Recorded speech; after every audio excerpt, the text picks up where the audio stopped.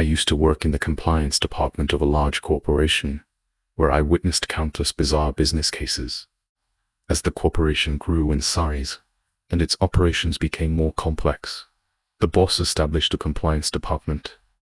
Its primary responsibilities were to externally examine vulnerabilities in business cooperation, internally inspect loopholes in internal processes, and rebalance power distribution among various departments. The compliance department possessed substantial power and resources within the corporation. I joined the department from its inception. Here are some typical cases I handled.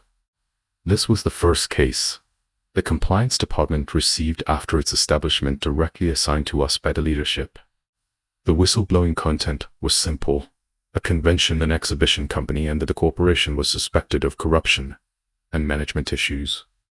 The whistleblower chose a semi-anonymous approach, identifying themselves to the leadership, but remaining anonymous to us. This convention and exhibition company held a special position within the corporation, primarily responsible for maintaining relationships with a specific type of major client. Its daily operations included assisting major clients with business receptions, organizing events, and so on. The company held a high rank, and its head was the former translator of the boss. Therefore, this case was considered the department's first battle to establish its authority, but no one expected it to be so tricky. We launched the investigation according to established procedures, first visiting the head of the convention and exhibition company, explaining the situation and our intentions. The head simply scoffed. "I'd like to see what you can find." However, within a few days, he wasn't laughing anymore. Our preliminary investigation revealed that the company not only had management issues, such as irregular subsidy distribution and arbitrary business approvals, but also a staggering business loophole. The funds that flowed out through this loophole exceeded $2 million US, a considerable sum in those days. After we reported our preliminary findings, the boss was shocked and ordered the convention and exhibition company to cease all operations, with all employees placed on standby. He also instructed the compliance department to continue the in-depth investigation. We carefully analyzed the loophole and discovered that it was actually a collaborative case. From the head to the finance department to the sales staff, everyone was involved. Moreover, this scheme had likely been running for some time. The books didn't reveal any significant issues, but the explanations from the finance and sales departments were full of holes. For example, a business event withdrew over $20,000 US in cash. While such situations did exist, such a large cash withdrawal was extremely rare. Even stranger, the receipt recorded was for cigarettes. The sales department insisted that it was a gift for the client, but first, recording a cigarette receipt did not comply with financial regulations. Second, who would use over 20 cartons of high-end cigarettes as a gift. The finance staff finally relented, revealing that the company head had approved it, but refused to divulge any further information. We had a general understanding of the loophole, but we still couldn't determine how to reconstruct the entire process and the roles each participant played. We could only continue to scrutinize the accounts, but with little success. Then, someone had a brainstorm. Could we send letters to the major clients, inquiring whether they have received or participated in these funds? This suggestion made the leadership laugh, because these clients were not someone we, or even the boss, could afford to offend. If the letters went out, the corporation might be disbanded within an hour. At this point, someone else suggested that we could reverse the operation. Instead of sending letters to the major clients, we could send them to the convention and exhibition companies, downstream partners, such as hotels, travel agencies, and tobacco and alcohol companies. After all, to them, we were also a major client. This was a good idea, worth trying. We sent out dozens of letters, but they sank like stones. Most people didn't understand the effect of such letters, and might consider them scams upon receipt. We also couldn't rule out the possibility that some downstream partners had already colluded with the convention and exhibition company. The few replies we received didn't provide any new leads. Later, the leadership took a firm stance and re-examined the list, demanding that all 5-star hotels within the city, which hadn't received letters before, be included. This was because 5-star hotels usually had stringent operations, leaving little room for fabrication. As a result, a hot spring hotel replied, stating that our company had a blank check as collateral at their hotel and hoped we would handle it promptly. This was a breakthrough. We drove to the hotel and retrieved the check. Except for the amount, all other information on the check was complete. This meant that as long as the number was filled in, the check could be used. The hotel staff member who handed us the check also mentioned that it was strange. However, since our corporation had a large volume of business at their hotel and a good credit rating, they hadn't paid much attention until they received the letter and realized something was wrong, prompting them to contact us. We reviewed the situation and discovered that the person who handled this check was a young man named Alex, who had just joined the company. This led us to make a bold assumption. This check wasn't a proof of an actual business transaction. Its existence was merely to test Alex. Any normal person could determine that handing over a blank check to an outsider was against regulations and posed significant risks. Only by treating it as a token of allegiance for new recruits could it be explained. As long as Alex violated the regulations and handed over the blank check, they could absorb him into the gang. Otherwise, they could use business negligence as an excuse to cover it up and find a reason to dismiss him later. As for why they chose a 5-star hotel in the city, it was likely because they considered it to be more formal and responsible, unlikely to cash a blank check privately. The reason we discovered it was that the time frame for testing Alex happened to be shortly before we began our investigation. To confirm our speculation, we decided to interview Alex. To make the scenario more realistic, we conducted multiple simulations and identified relatively weak links to strengthen. For example, to drive a wedge between Alex and the gang, the leadership copied the blank check, filled in a figure of $100,000 and used it as a prop. Moreover, we used our connections to invite 2 uniformed police officers to be present on the day of the interview and wait outside the door. That morning, we informed Alex to come to the compliance department meeting room for an interview at 4 p.m. The first round of questioning was simply casual chit-chat, and Alex was still arrogant, feeling it wasn't a big deal. However, when he walked out of the meeting room for a drink and fresh air, he saw the 2 police officers at the door, and his face changed. The second round of questioning began, and we went straight to the point, directly mentioning the blank check. As expected, Alex started to crumble, attempting to shift the responsibility, claiming he was just following his superior's orders and knew nothing else. When we threw the copied check prop in front of him, telling him that it had been filled with huge sum, and that his actions constituted a serious crime, enough to be sentenced, Alex grabbed his hair with both hands, his legs trembling, uncontrollably, murmuring, "I didn't do anything, they just gave me $5,000. I just bought a digital camera." He completely broke down. The leadership applied more pressure, reminding him that it was past 5 p.m., and if he didn't confess before 5:30 p.m., the 2 police officers at the door would take him directly to the police station.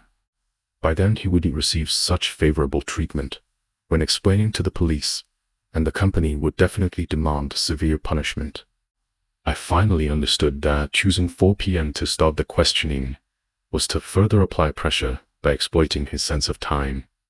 Ultimately, Alex, who had only joined the gang for a few days, confessed, and we finally understood the entire scheme's process. and the roles each member played. Relying on the client service position, they were confident the company wouldn't verify the authenticity of their business activities with the major clients. They exaggerated business expenditures by fabricating business transactions, colluded with downstream partners, or set up shell companies and embezzled company funds. For example, if a major client said they had a business event next week with a budget of $500,000 this gang would calculate and find a profit margin of $100,000 after deducting costs of $400,000. They would then embezzle most of this $100,000 profit by fabricating reasons like the major client temporarily raising standards or deliberately inflating costs. The reason they hadn't been caught was that from the head to the sales staff, they were all in cahoots, while those unwilling to join were squeezed out through tests like the blank check. The amount involved exceeded $2 million. We wrote a report and submitted it, leaving it to the boss to decide whether to hand it over to the police for further investigation. Follow-up. Shortly after the report was submitted, a core member of the gang committed suicide at home. The boss said the matter would end here, and the head of the convention and exhibition company moved to Australia, evading justice. As mentioned earlier, the boss had numerous businesses, including hotels. To manage these hotels spread across the country, he even established a hotel group. The group managed hotels from north to south, ranging from guest houses to state guest houses, catering to all needs. Therefore, the boss assigned us the task of internal audits for these hotels, mainly to examine their internal management and eliminate operating risks. In theory, this was a desirable assignment, because auditing hotels meant good food and accommodation. Moreover, the hotel business was relatively mature and stable, and the few areas prone to problems were predictable. So, we excitedly embarked on our first stop, a crazy 4-star hotel located on an island. The hotel general manager personally greeted us, especially after the impact of the convention and exhibition company's case had reverberated throughout the corporation. To avoid suspicion, we requested ordinary staff meals, or buffet, declining any special treatment from the audited party. That evening, most colleagues had a buffet at the hotel, which was exceptionally lavish, with a variety of seafood. I missed the meal due to other arrangements, and afterwards colleagues said I had dodged a bullet. Our entire team, along with several senior hotel executives, suffered from severe diarrhea throughout the night, eventually being sent to the hospital for ray drips, sore drips. However, it was strange that other guests who had the buffet that day did not experience any issues. Did the hotel have some significant secrets they didn't want us to discover, resorting to targeted poisoning to drive us away? It seemed unlikely, as several of their own executives were also affected. Moreover, doing so would only increase our hostility without any benefits. To be safe, we reviewed the surveillance footage from the dining period and found no abnormalities. We initially concluded that the individually ordered seafood was not fresh, leading to the food poisoning. Since no outsiders were involved, and it was likely an accident coupled with the general manager also being affected and actively handling the aftermath, our leadership, although still unhappy, didn't blame them further. After resting for a few days, we formally began our audit. Internal audits for hotels were relatively straightforward. The revenue mainly came from rooms and food and beverages, 2 areas unlikely to have issues. Our focus was on cash-related sections. Cost and expenses were more complex, with numerous details. However, since hotels were long-term operations, unless there were pre-existing problems, changes wouldn't be significant. Furthermore, our leader was well-versed in the hotel business. He directly told us that for hotels above 3 stars, Each star represented 10 US dollars. What did this mean? A 3-star hotel's direct operating cost per room was approximately 30 US dollars. A 4-star hotel's was 40 US dollars, and a 5-star hotel's was 50 US dollars. With this benchmark, we had a general framework for the overall figures. Work progressed smoothly, and our leader, Daniel, would occasionally share anecdotes from his previous hotel audits. One time, while auditing a 5-star hotel, he discovered a strange expense item in their accounts called pharmaceutical expenditures. Having pharmaceutical expenditures for hotels was normal. Sometimes, guests might have headaches or fevers, and keeping some common medications on hand was understandable. However, he noticed that this expense item had a few thousand US dollars every month, which made no sense. He inquired with the general manager, who couldn't provide a clear explanation, stating that this expenditure had always existed since he took over. Worried about any historical issues, and considering the amount was relatively small, he hadn't investigated further. Hearing this, Daniel was furious. This was not a small amount.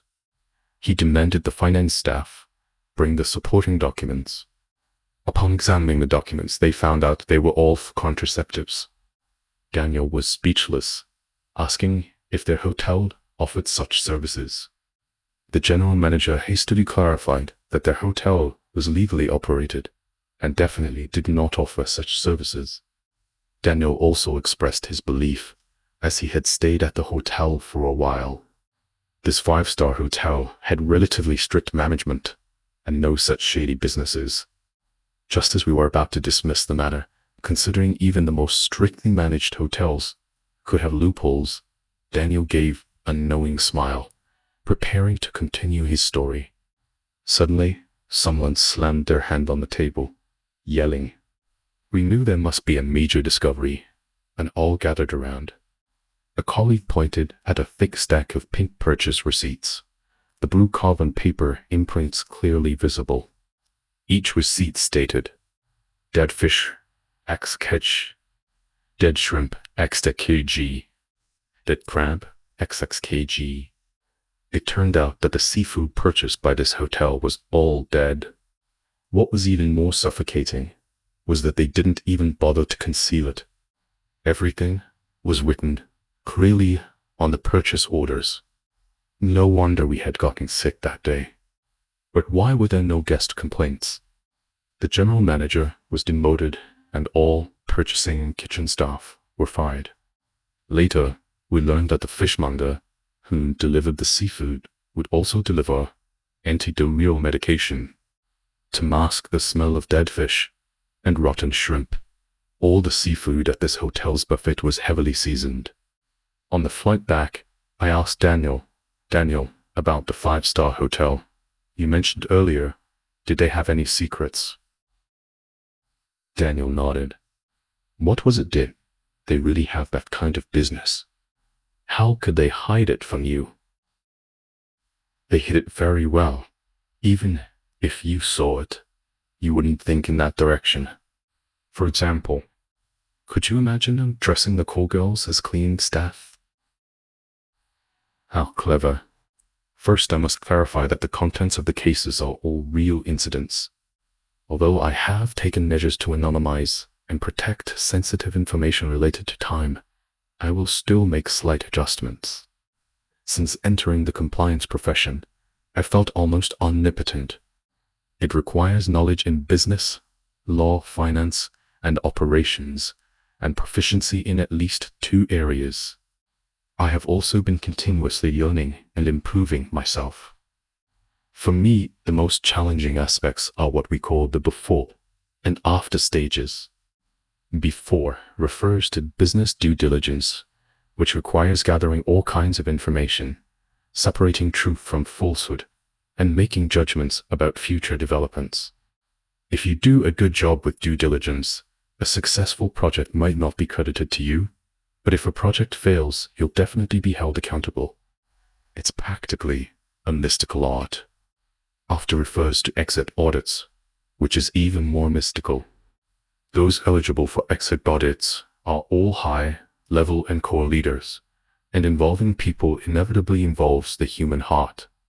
It's the most difficult. This time, we were conducting an exit audit on the general manager of a resort. This resort was located deep in the mountains, nestled against mountains and by the water, boasting amenities like a golf course and a cluster of high-star hotels. The general manager had been promoted to the level of assistant to the president, belonging to the senior management ranks, and was preparing for a transfer back to headquarters, receiving a half-level promotion.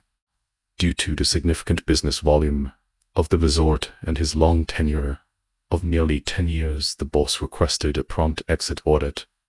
This wasn't out of distrust, but rather a need to get a clear picture of the situation and to identify any potential issues for his successor. Upon our arrival, everything arranged by the resort's general manager, Benjamin, made us feel comfortable. After all, they were professionals, regularly hosting the boss and his guests at specific times. From the financial statements, everything appeared stable. The cash flow was healthy, with a slight surplus each year. The revenue and cost levels also generally aligned with those of large-scale resorts. We sampled some supporting documents and bank statements, finding no anomalies. Asset spot checks were also mostly normal. The only thing that felt slightly odd was the excessively enthusiastic service staff. Typically, in large-scale resorts, staff quality varied. You might not encounter it at the front desk, but you'd always run into a few clumsy individuals in the back office. However, strangely, here, everyone from the front desk to the back office treated us like royalty.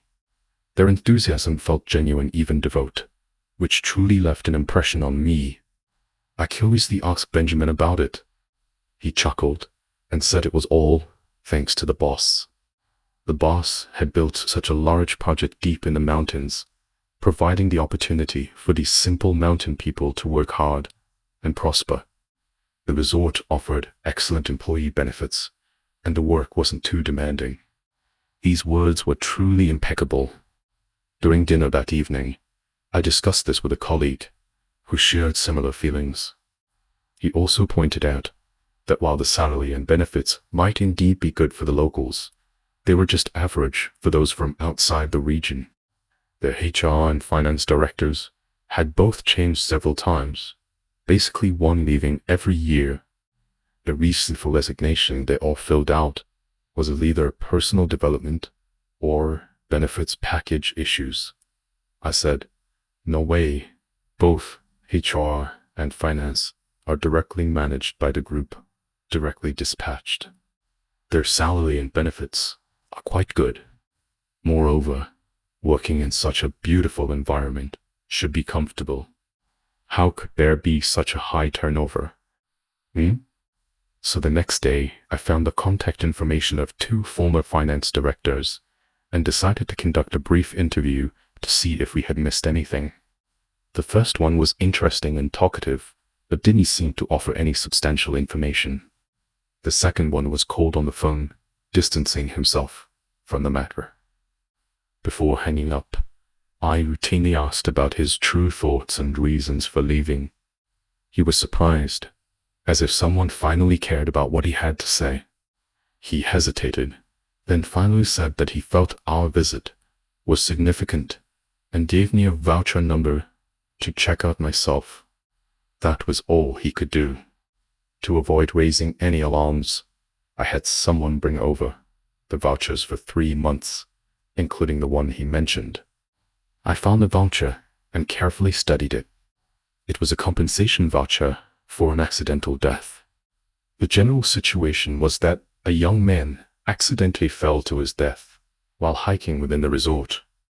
The resort, for failing to fulfill its obligations of informing about the danger and providing timely assistance, compensated his parents with $600,000. Attached were various local certificates, OA approval documents, a settlement agreement, and receipts, proving the incident was real and not a criminal case.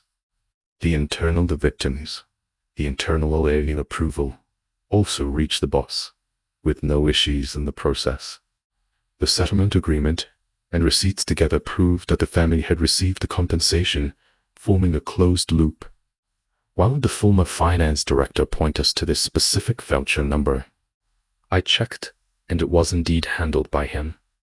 I examined it again and again, discovering a few minor suspicious points. First, the settlement agreement didn't specify the compensation amount. While this was uncommon, it wasn't unheard of. In theory, one wouldn't sign a settlement agreement without receiving the money. Some might also choose not to specify the amount in the agreement for other considerations. Another suspicious point was that the bank statement showed the resort withdrew cash. Typically, such special large-scale compensation payments were made through bank transfers, which were convenient and safe. US dollars in cash wasn't too much or too little, just enough to fill half a travel bag. The last suspicious point was that the family's receipts were divided into two, each for $300,000 US. The resort kept one original and one copy. I simulated the situation for a while, realizing it could be explained. The deceased's family might not be very educated, lacking understanding of legal documents like settlement agreements. After negotiating the compensation, they simply signed. Then, the elderly couple, having lost their child, lost the motivation to continue living, and each took $300,000 US to live their separate lives. This seemed plausible. I called the former finance director again, explaining my simulation and wanting to discuss it further. He sneered and asked if I had genuinely come up with the simulation myself, or if someone from the resort had told me. I repeatedly assured him that my deduction had nothing to do with anyone from the resort, and only then did he lower his voice and say, "You guys are too kind." "What do you mean? Is there any other secret?" I asked, unwilling to give up. "That elderly couple. They're completely different from what you imagine. Both are highly educated and cultured individuals. The deceased was their only son. They forced themselves to come here, wanting to see him one last time and seek justice. As a result, as soon as they entered the resort, they were controlled. The resort staff used both soft and hard tactics, making them agree to the resort's terms. Otherwise, they would be kept waiting indefinitely, preventing them from seeing their son one last time. Deep in these mountains, they were strangers in a strange land. How could they possibly outlast the resort? What terms? A life can't be brought back. Everyone should communicate properly. Compensate them with $600,000 US. I mean, $600,000 US couldn't bring back anyone's life. But what he said made me feel incredibly depressed, and I didn't know how to respond. $600,000 US? You really think the elderly couple received $600,000 US? Stateful. Haken. Could it be a chilling possibility suddenly crossed my mind? The resort staff deliberately controlled and tormented the family to embezzle a portion of the compensation. The receipts you saw too. In total, one original, one copy, right? Do you know why there's a copy? The resort staff deceived the elderly couple, saying they could only compensate to $200,000 US, then pretended to raise it to $300,000 US, forcing the elderly couple to sign a settlement agreement without mentioning the amount. Then, at their most grief-stricken moment, they took out $300,000 US in cash, cried with the couple and tricked them into signing 2 receipts for $300,000 US, saying each side kept one as proof and the matter would be settled. Then the resort staff found an opportunity to trick the couple into handing over the real receipt, took it to the finance department for copying, intending to give the copy to the couple and keep the original to balance their accounts. As long as the 2 original receipts were attached to the voucher, the matter would be settled. I couldn't stand it, so I stopped it, used the copy for accounting, and returned the original to the elderly couple. Firstly, it was to show kindness, and secondly, I hoped this loose end would be caught by someone. My scalp tingled. Since we're talking, I'll tell you everything. Based on my observation, the resort handles almost all accident casualties this way, but it's hard to find solid evidence. I also know of another case where an employee suffered a sudden death while on the company's shuttle bus to work, going to the restroom after getting off. It was handled as a work-related injury, and the compensation apart from insurance was similar to this case. Indeed, even if I knew their tactics, it would still be difficult to find strong evidence. I forced myself to calm down and thought for a moment, asking the former finance director to visit the elderly couple at their home in his personal capacity.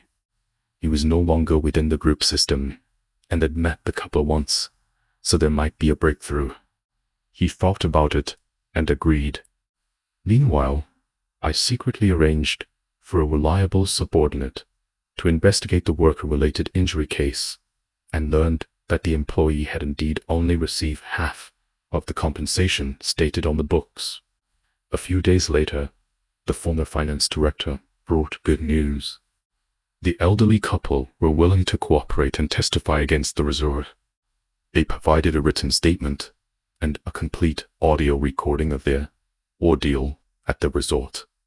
It turned out they had also been playing it safe, enduring the situation. The moment the recording was notarized, I rushed straight to the resort's general manager, Benjamin's office, with the recording and statement in hand. I forced myself not to throw the recording in his face, and told him that if the resort didn't resolve the matter by the end of the next workday, these materials would be in the mailboxes of the boss and board members. By then, his so-called promotion, even the group shares he planned to use for retirement, would be gone, and he might even face imprisonment. I finally felt a sense of relief. You want to know the follow-up? Naturally, the resort found a way to raise funds and make up for the shortfall in compensation. I also truthfully submitted the exit audit report for Benjamin, along with the audio recording and other materials. The boss didn't make things difficult for him, only firing him and taking back his shares. After handling this case, I took a year off and relaxed at the resort. The mountain air was truly refreshing. It feels good to be free of worries. There were no further incidents at the resort. The boss promoted Michael, the resort's executive vice president, to general manager. He was also a veteran at the resort, making the transition relatively smooth. Compared to his predecessor, Benjamin, Michael held a PhD and maintained a low profile, unlike Benjamin, who was quite talkative and had a strong presence at the resort. During my vacation at the resort, I grew tired of the hotel food and didn't like the excessively devout service attitude at the resort. It always felt forced and oppressive. I initially thought Benjamin's claim that employees were grateful to the boss was an exaggeration, but now, even after he was gone, the service attitude remained the same, making me believe it to some extent. Taking advantage of my vacation, I ventured into the town outside the resort. I enjoyed this feeling. Working in compliance for a long time, I had to wear a mask both upwards and downwards, not daring to be open, even with colleagues, friends, or family. Once a new colleague, while on a car sent by the audited unit to pick him up, answered a phone call and inadvertently revealed a key clue. Someone deliberately recorded it through the car's dash cam, making our subsequent work extremely passive. In a place where no one knew me, I could chat with the locals and truly experience the local customs and culture. The people I talked to had no psychological burden, and neither did I. At lunchtime, I found a small restaurant that looked clean and decided to explore. It was quite good. There were so many good things in the mountains, and the prices were reasonable. I ordered a chicken and discussed with the owner that I couldn't finish it in one meal, so I would have half stewed for lunch and the remaining half braised for dinner. Paired with natural mountain vegetables, traditional tofu, and local pork, it was truly delicious. I went there again the next day, this time for fish. The mountain fish was a treasure. 2 fried eggs were added, and when they were half-cooked, the runny yolk eggs were placed in a large bowl. Then the prepared fish was placed in the hot oil used to fry the eggs and pan-fried until golden. Boiling mountain spring water was added, cooked over high heat for 5 minutes, and then simmered for 10 minutes. Meanwhile, noodles were cooked in another pot, rinsed with cold water after cooking, and placed in the bowl with the runny yolk eggs. The fish soup was seasoned with salt and poured directly into the bowl. The milky white, sweet fish soup, paired with smooth noodles coated in fragrant egg bits, and finally the 2 eggs soaked in the delicious fish soup. It was mouth-watering just thinking about it. After ordering several times, I became acquainted with the owner. He only knew I was a guest at the resort and wasn't aware of my true identity, so he was more open during our conversations. On the penultimate day of my annual leave, I went to the restaurant again for a meal and some conversation. I clearly felt the owner's attitude becoming as devout as those at the resort. He told me, with a mixture of excitement and secrecy, "Michael is coming to teach us again tomorrow. Michael is amazing. He said that after I learn well, he'll let me open a shop in the resort. There are so many guests in the resort from all over the country, and my mountain goods and wild delicacies will sell even better there." Well, that's great, I thought to myself. Michael was indeed capable, even eyeing business opportunities outside the resort. But his teachings are so difficult. "Could you city folks come and take a look for me?" the owner said, opening his computer and logging into a website. I walked over and took a look. At first glance, I couldn't understand it. The website had a black background with Michael's portrait in the center, surrounded by what looked like agua diagrams. This was beyond my comprehension. I watched the owner devoutly facing the computer, lost in thought. I clicked around the website and discovered it had functions like AOA, approval workflow forum, posting and discussion, and a scoring and ranking system. However, the module names were completely incomprehensible. For example, approval was called authentication, forum discussion was called interactive dissipation, and there were roles classified based on 5 elements of metal, wood, water, fire, and earth. I couldn't make any sense of it. I asked the owner, who explained excitedly, "This is the mechanism system invented by the great machine. We've been studying it for years and still can't fully grasp it." Michael said that the development and the sooner we integrate, the greater the benefits. Look at those people in the resort. They've integrated very well. The more they believe in Michael, the more money they earn, and the happier they are. After he finished speaking, everything went black before my eyes. I felt this matter was completely beyond my imagination and control. I made an excuse, hurriedly left, without even taking my luggage, rushed to the airport, and caught the last flight.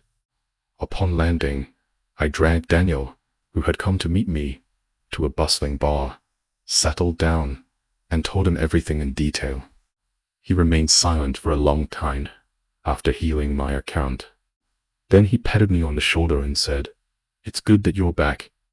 Take a few more days off." Later, I learned that the next day, Daniel sent a new colleague disguised as a tourist to the resort. He also found the owner of the small restaurant and saw the website. The difference was that he was prepared. While the owner was entering the website address and password, he secretly memorized them. What we found was, based solely on the website content, the resort had actually established two management systems. One was the group's official system, while the other was Michael's mechanism system based on his distorted teachings. All processes had to be approved through Michael's website before going through the group's OEA system for approval. Michael had been conducting regular high-intensity brainwashing sessions, instilling the psychological suggestion that he was the beacon of salvation and suppressing dissent through various means. He had essentially taken over the resort. Benjamin was just a puppet he controlled. In his system, Benjamin was called the Great Machine Responsibility, someone who did the actual work separated from the self-proclaimed Great Machine Michael. Several layers of This old man was the real culprit. I finally understood why everyone at the resort had that devout look, which made me feel so uncomfortable. They had been brainwashed and tamed. Daniel personally wrote a report to the boss, suggesting seeking assistance from anti-cult experts. The boss agreed. With the information from the website and the experts' assistance, things became much easier. We quickly eradicated this cult organization headed by Michael. Michael's cult not only corrupted the simple folkways of the mountain, but also ruined those metal, wood, water, fire, and earth machines who followed him. Many of them were young people who had followed him since graduation, brainwashed by him. Now, after leaving Michael, they found themselves without any marketable skills in society and unable to stand on their own feet. Once Michael's great machine facade was stripped away, the ugliness of corruption, promiscuity, and ambition was exposed, sealing his fate. As the group's compliance department, we also had a routine task of receiving various reports through an ethics hotline. Due to well-known reasons, the online mailbox was often overflowing, while the physical mailbox received only a few reports a year. We had our own principles for handling these reports. Firstly, access to the reported information was limited to 2 or 3 core members. Secondly, all real main reports would be addressed, even if the content was fabricated. We would make time to talk to or call the reporter to understand the situation. Of course, anonymous reports were handled differently. Finally, if the report involved a specific level or special matter, we would report it upward through the department leadership, seeking guidance from the boss. One day I received an anonymous report forwarded by Daniel, asking me to meet him in his office. After reading it, I was puzzled, because 90 of anonymous reports were based on rumors or fabrications, and we usually ignored them. Why was Daniel taking this one so seriously? After opening the email, I understood. This email reported Albert, the sales vice president of a member company in the group. He was considered a rising star in the group, managing over 10 of the group's main business sales at less than 30 years old. The email detailed Albert's various violations and their consequences. Moreover, the data presented intuitively felt real, making it a serious matter. I went to see Daniel, who shared my concerns. If the email content was true, the consequences would be no less than a major earthquake. However, we couldn't act rashly, especially since the whistleblower chose anonymity, implying an ulterior motive. Daniel and I agreed to wait and see if there were any further developments. Sure enough, after more than half a month, perhaps seeing our inaction, the whistleblower sent another anonymous report. The content was similar to the previous one, only worded more strongly. Daniel and I discussed and decided to take advantage of the mid-year audit and expand its scope. I would lead a team to Albert's company to investigate, while Daniel stayed at headquarters for coordination. Upon arrival, we routinely visited the company's management, with Albert as the key observation target. We had interacted with them before, and their company had performed exceptionally well in the first half of the year, with all indicators ranking among the top in the group. Based on the trend, exceeding annual targets and receiving substantial year-end bonuses seemed certain, so the management was relaxed during our conversation. After the initial round of discussions, I felt the management team was relatively united, with shared goals of improving the company. Their top leader had a sales background and had a mentor-like relationship with Albert, the head of sales. There were no obvious conflicts between them. Albert was upright, highly capable forward-thinking, and had strong execution abilities. His only weakness was a lack of attention to detail, which could be exploited by others. As for the others, their abilities and vision indeed lagged behind Albert's. Even if Albert were removed, they might not benefit much. I discussed with Daniel and decided to go straight to the point first, see if we could squeeze any water out of their performance. On the one hand, their performance was too good to be true. On the other hand, a key accusation in the anonymous report pointed to Albert inflating revenue. Of course, we wouldn't mention the anonymous report to anyone in the company. We treated it as a routine audit, only examining things more carefully. The company's products were mainly sold through distributors, who first paid a deposit to secure inventory before selling to retailers. We carefully examined their bank statements and contracts, finding no major issues. Compared to previous years, their performance had indeed significantly improved. As I examined the data, a question arose. Since the company's products were necessities and had stable sales, why not bypass distributors and work directly with retailers? Theoretically, this would generate higher profits. I posed this question to Albert. He looked at me intently and said, "Actually, I've suggested this to the group leaders. We could absolutely establish a sales company and work with retailers both online and offline. This would significantly benefit our profits and free us from distributor control. However, due to market fluctuations, if the upfront sales investment in manpower, resources, and finances doesn't go well, the company would bear many uncontrollable risks and might even face backlash from distributors. Therefore, the leaders believe that professionals should do what they're good at.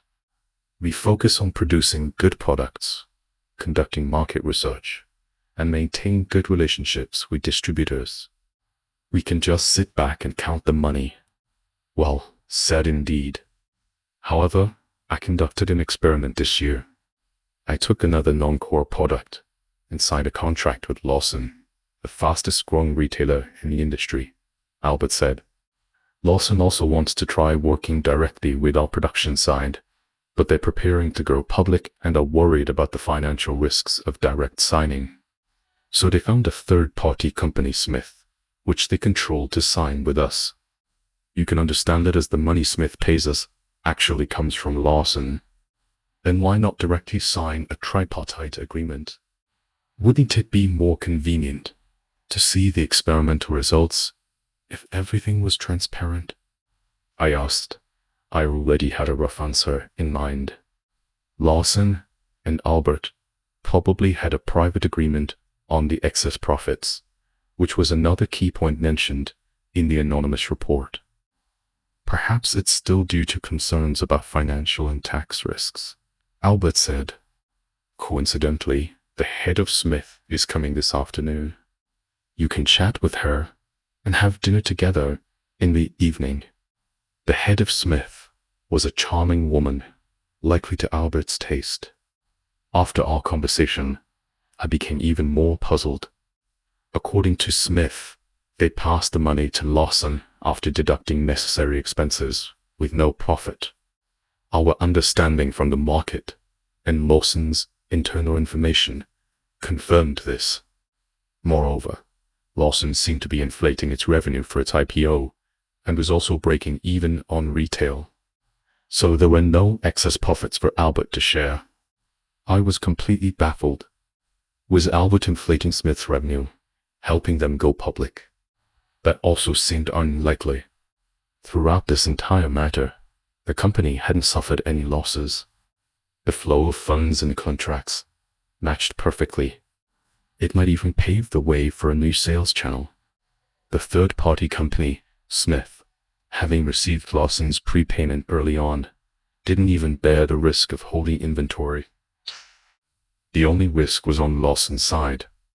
If sales were unfavorable, it might slow down their IPO progress, but they had used Smith as a firewall beforehand, making the risk manageable.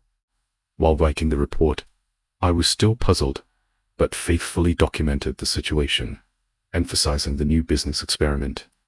Of course, there were bound to be some flaws in business operations, which were also pointed out in the report. However, none were significant issues.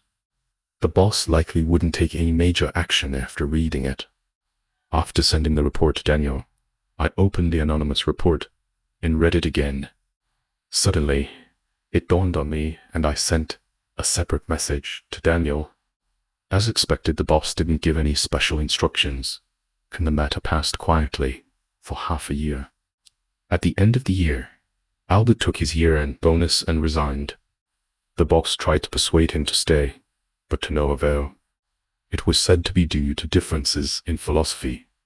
Another half year passed, and I ran into Albert at a trade show. He had joined the rapidly developing Lawson as vice president, preparing for their IPO. He saw me and came over to greet me. "Why are you compliance folks here at a business exhibition?" Haha, we need to learn too. Keep up with the times, lest we be fooled by you business folks, I joked. Actually, let me tell you. Albert leaned in, wanting to share something in secret. At this moment, Daniel walked over and patted his shoulder, saying, "Let me show you something." I knew Daniel would bring out the message I had sent him.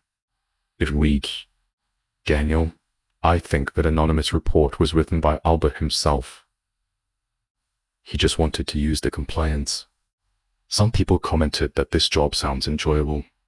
In reality, it wasn't.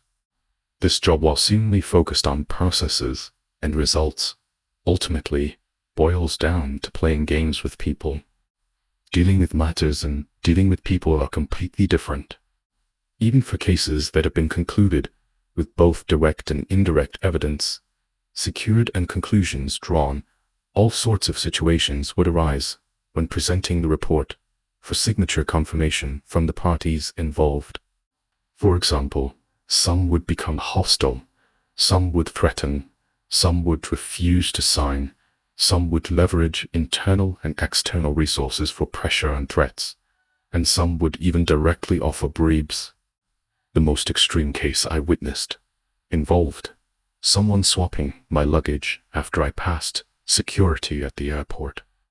I only discovered it when I needed to revise the report before boarding the plane and opened my bag for my laptop, finding it filled with money. Therefore, in addition to professional competence, strong mental resilience was also crucial. But even the tightest strings needed to be loosened sometimes, and everyone had their ways of relaxing. Daniel and his older colleagues preferred smoking and drinking, directly relieving stress in a linear fashion. Younger colleagues enjoyed gatherings, socializing, and making friends, intermittently releasing stress in a non-linear way. I didn't smoke or enjoy crowds, so I chose a both common and niche way trading warrants. It was common because warrant trading is practically, officially sanctioned gambling. At the time, there were no barriers to entry for warrant trading in the secondary market, no capital or account age requirements, no price limits, T0 trading, and both call, buy for a license put, sell for a full options. Especially on the last trading day known as Doomsday, There were instances of turnover exceeding 1,000 and price fluctuations exceeding 100. It was niche, because while ordinary people could dabble, achieving long-term stable returns was nearly impossible. So the number of players was limited, and I, with my professional background in stress relief, needs became a loyal player with a relatively high win rate. This time, I participated in a private placement by a listed company under the group, experiencing a harsh lesson from the primary market as an excellent player in the secondary market. The group had a listed industrial company with lackluster performance. To expand and strengthen it, the boss brought in a second shareholder, and after rummaging through his assets, decided a quasi-financial business was promising and could be injected into the listed company. The plan was to continue the story of integrating virtual and real businesses. The boss expected to double the listed company's market value within 3 months. Thus, I became a member of this special task force, primarily responsible for interpreting policies and coordinating resources from various parties. During the initial scheme formulation, internal group communication suggested no major issues, only requiring official documents from regulatory authorities for support in a few specific areas. I also had preliminary contact with relevant departments, assessing that obtaining support wouldn't be too difficult. It was feasible. Commercial matters were handled by another group of colleagues, primarily dealing with institutions and the second shareholder. Communication revealed that the second shareholder's attitude was somewhat ambiguous. He seemed to think that conducting a private placement shortly after his entry would dilute his shares. At this point, senior leadership stepped in to appease the second shareholder, reasoning with him, offering incentives, and even turning a blind eye to his share reduction if the market expected a significant stock price increase. Finally, we reached the draft proposal stage. The announcement of the draft proposal would trigger a trading halt, requiring all preliminary work to be completed on schedule. There was no turning back. Moreover, the market stock price, driven by strong expectations, had already doubled. If the private placement failed, it was unknown how far the stock price would fall. Fortunately, the regulatory authorities supported our virtual real business transformation. We obtained the urgently needed official documents at an acceptable cost, smoothly completing this part of the work. However, another aspect encountered difficulties. Because the private placement involved acquiring assets from the group, essentially, the majority shareholder, and related parties had to abstain from voting during the board meeting's deliberation and voting process. This gave the second shareholders 2 board seats decisive voting power. He seized the opportunity to set various conditions. After multiple rounds of negotiation and consultation, each time he made concessions, the second shareholder would raise new demands. Ultimately, after a 3-month delay, the boss personally intervened, gritting his teeth and agreeing to all of the second shareholders' requirements in exchange for 4 words: "I don't object." The next day, the board meeting deliberated and voted. To everyone's surprise, the second shareholder didn't object but abstained from voting. Moreover, through unknown means, he managed to influence an independent director who was previously swayed by us, directly leading to the private placement proposal failing to pass the board vote. Our efforts were in vain. Upon resuming trading, the stock price hit consecutive lower limits, exacerbated by a poor broader market performance, plummeting below its net asset value.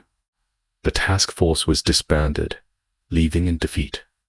Soon rumors circulated in the market suggesting someone had used over-the-counter options to short the company's stock when its price reached its peak, nearing the trading halt, making a fortune.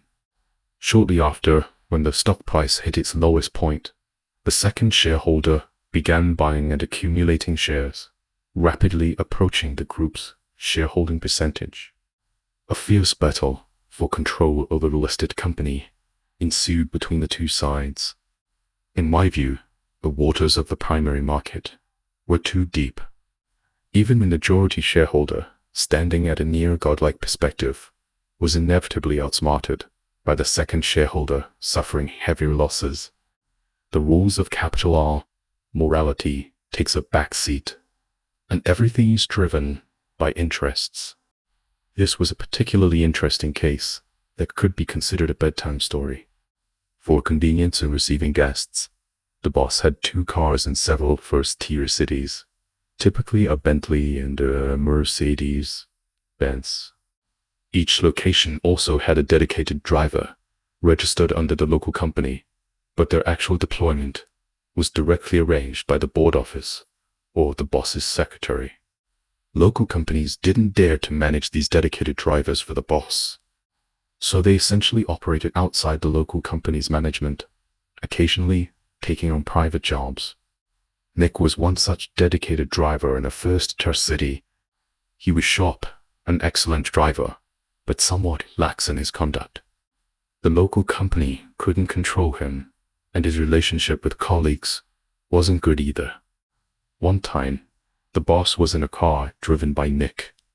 After an email event, they were driving on a road in a newly developed district when several dump trucks ran a red light at high speed, causing a chain collision. Several cars driving normally were squeezed and deformed. Nick, with his exceptional driving skills and mental resilience, navigated through the chaotic traffic, eventually overturning between 2 dump trucks. Miraculously, despite multiple fatalities, and most vehicles being totaled at the scene, the boss only suffered minor injuries. Nick sustained several severe injuries, but was not in a critical condition. The shaken boss personally called 911 and sent Nick to the hospital in an ambulance. The next day, the boss arranged for Nick to be given a vice president position within the local company's administration department, rewarded him with $10,000, granted him 3 months of paid leave, and covered all his medical expenses. Naturally, this incident wasn't widely publicized, only known to a few members of management.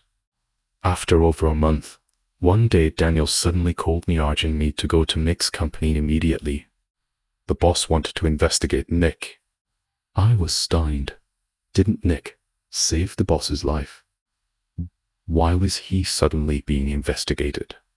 Daniel closed the office door and said with a smile, this guy. It turned out that just the day before the boss went to Nick City for business. Since Nick was still on leave, the boss brought a driver, and a local Mercedes-Benz followed him.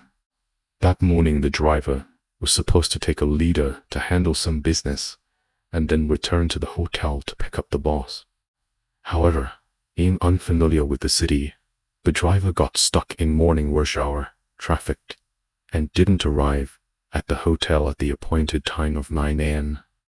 In his rush, he didn't communicate clearly with the secretary. It so happened that the boss had drunk a bit too much the previous night. As he and the secretary walked out of the hotel, they saw Nick parked at the entrance in a company Bentley. They hadn't realized it wasn't the arranged Mercedes-Benz, thinking Nick was just being dedicated. Suddenly, several burly men rushed over, pushed aside the secretary, who was opening the door, and pulled the boss out of the car. Then came a series of loud bangs. The boss and the secretary, terrified, fell to the ground and were dragged aside. After regaining their composure, they realized it was a wedding procession, and the lead car was the boss's Bentley. Nick had been using the company car for a private job and happened to run into the boss.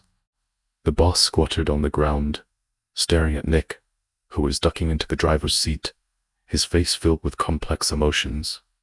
The secretary, who had been reprimanded, all the way called Daniel directly, demanding we deal with Nick promptly. That's why Daniel had called me to go there immediately. Daniel briefed me privately. The boss certainly wouldn't use Nick anymore, but he didn't want to make things ugly either, as Nick had saved his life. So we needed to find a suitable reason. I arrived at Nick's company, met with the company's top leader, briefly explained the situation, and asked them to come up with a solution quickly. Did Nick have any previous misconduct that could be used as grounds for his dismissal? The company leader was nervous. Mishandling this matter could also get him in trouble, so he was extremely cooperative. He called in colleagues who shared a dorm with Nick, other colleagues, and his direct supervisor, questioning them one by one. Externally, it was presented as a follow-up interview to supplement Nick's promotion assessment. After questioning everyone, we found little usable information. Nick's family background was average, and he had been living in the company dormitory. He had a girlfriend and didn't interact much with colleagues. The general feedback was that he was lax, cared about appearances, occasionally used his connection to the boss to get things done, and let his girlfriend use the dormitory washing machine to bathe their dog. These were mainly personal conduct issues, not quite what the boss was looking for. Then the head of their administration department mentioned something. He had always suspected Nick of using the company car for personal purposes, as Nick's mileage and fuel reimbursement had been relatively high over the years. However, he wasn't certain, as Nick's car usage was directly scheduled by the board office without needing to inform the local company. He had just been suspicious. This was a lead. I requested the car dispatch records from the board office to the boss's secretary.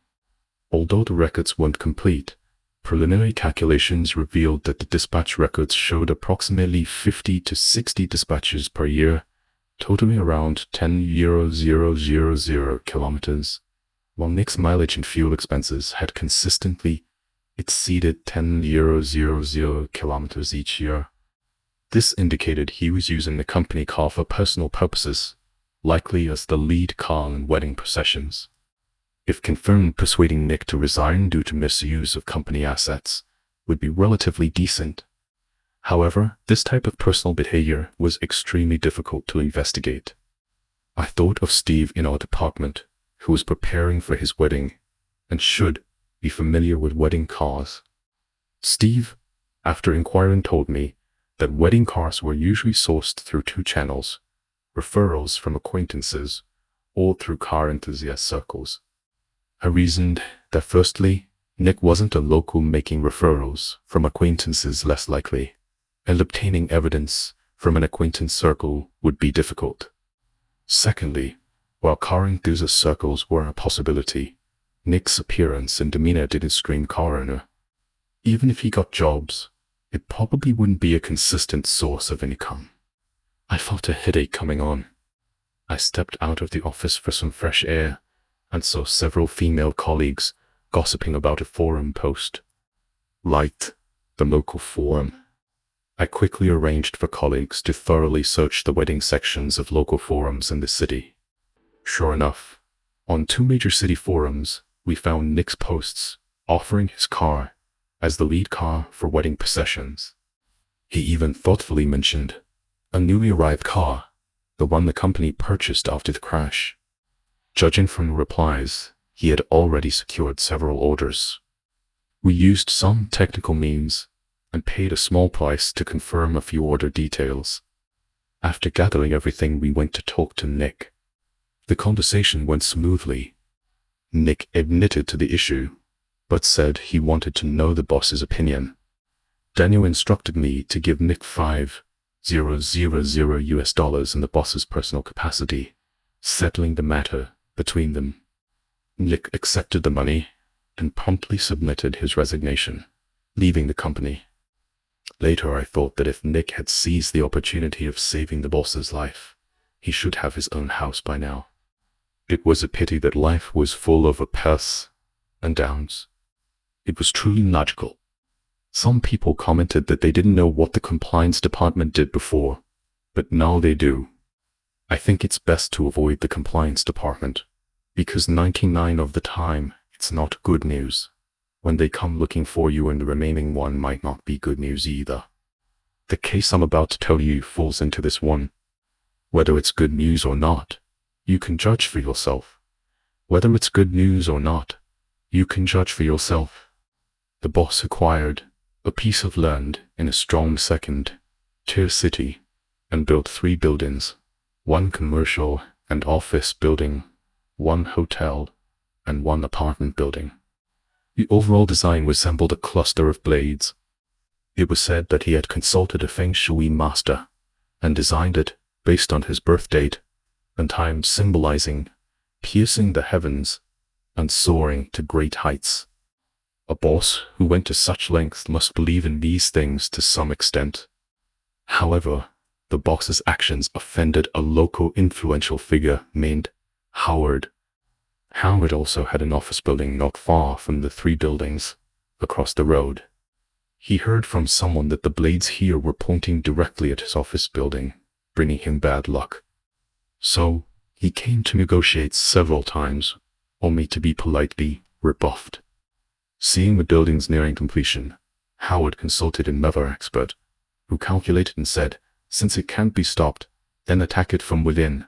So Howard arranged for someone to rent 2 floors in the best location of the boss's new building and opened a high-end club, supposedly to drain the energy of this place. The boss heard about this later and just smiled, not taking it to heart. As a result, after the buildings were completed, during a year and a half, the club was open.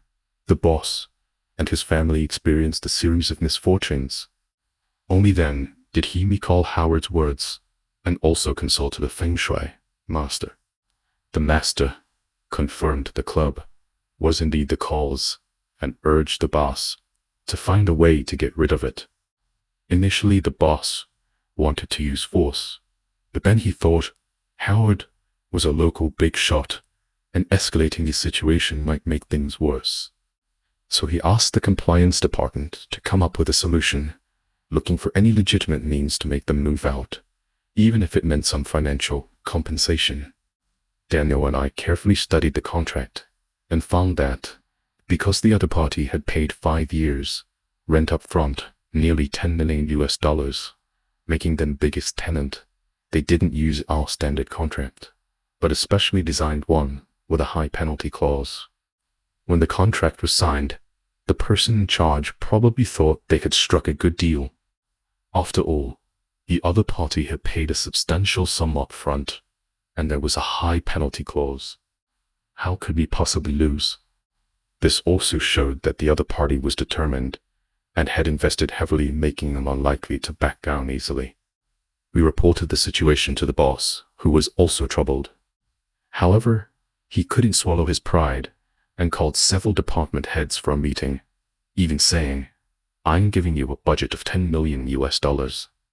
As long as they move out, all remaining funds, after deducting costs, will be divided among you. If you fail, everyone will be demoted and have their salaries reduced. Great rewards bring great courage."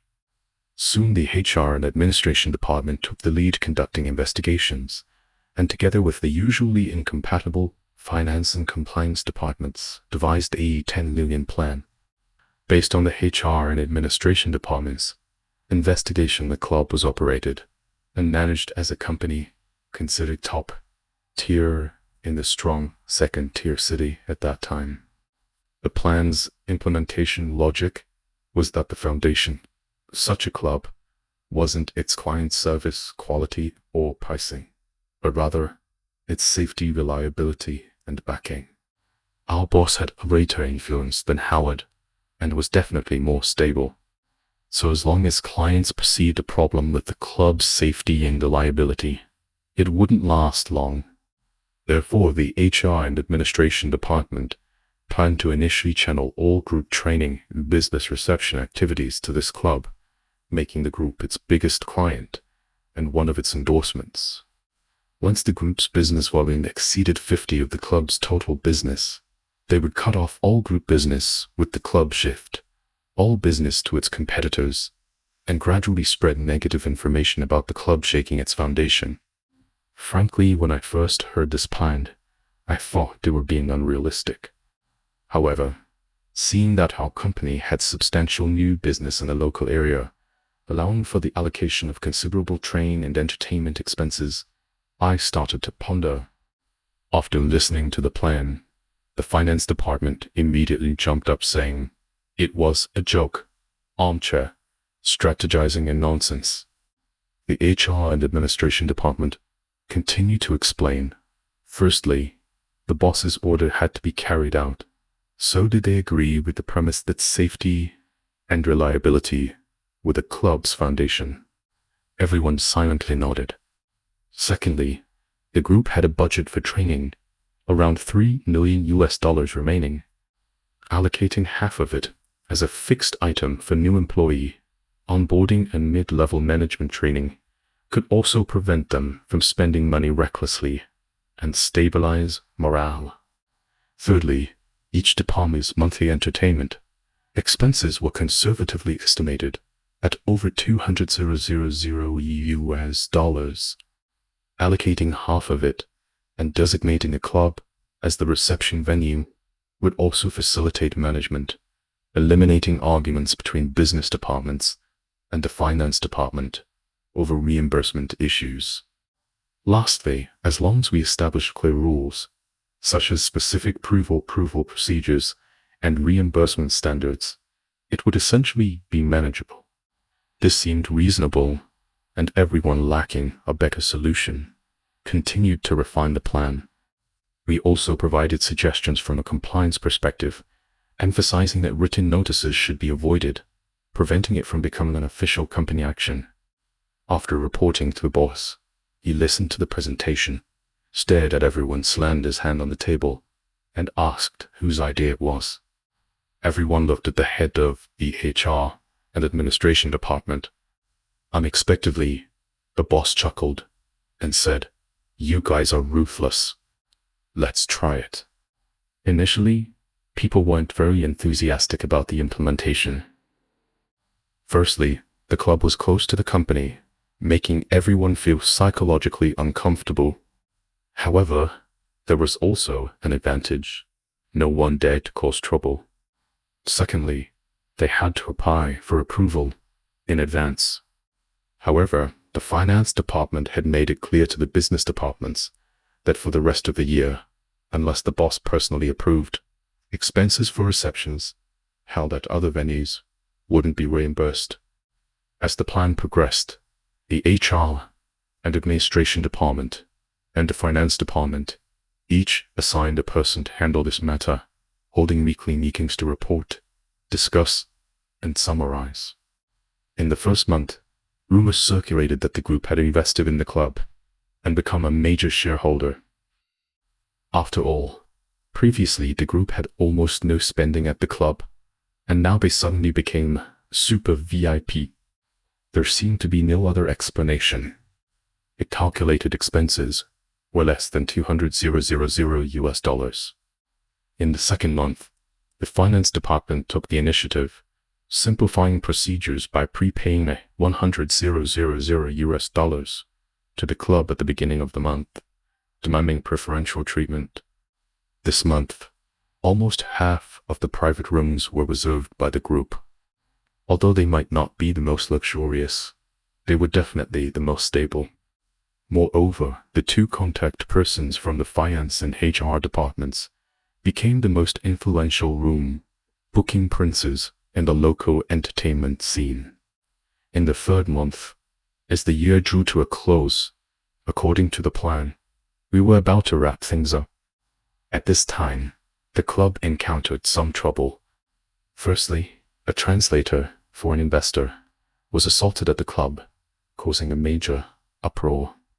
Secondly, the newly appointed second command of a powerful department was set up at the club, facing potential retaliation. Then the two-room booking princes began their masterful operation. They first distanced themselves from the club, exaggerating the severity of the incidents, and within a week transferred all group orders to the club's competitors.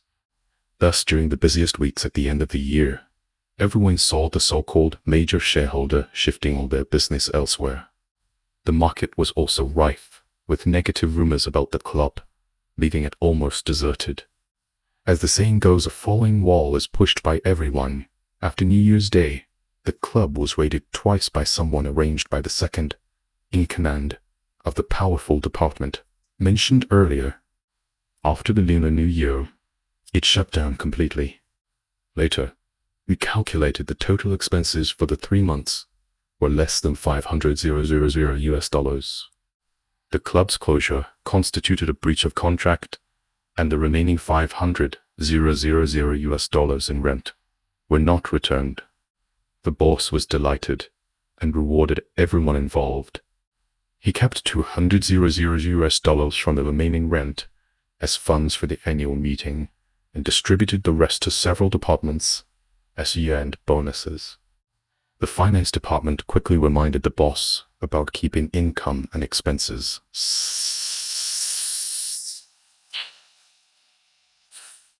Daniel and the head of the HR and administration department rushed over to cover the finance department head's mouth.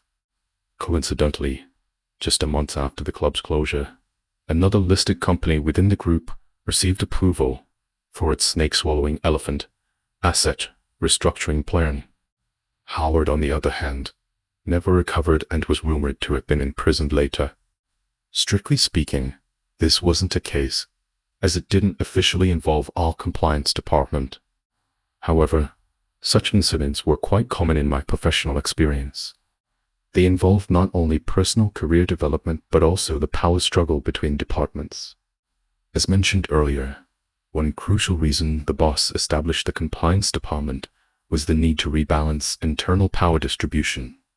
In a large corporate group, the HR and administration department and the finance department were often the boss's most trusted right-hand men. The boss used the HR department to deploy and manage personnel, while the finance department handled fundraising and budget management. On the surface, these two departments had no obvious competition or hierarchical relationship.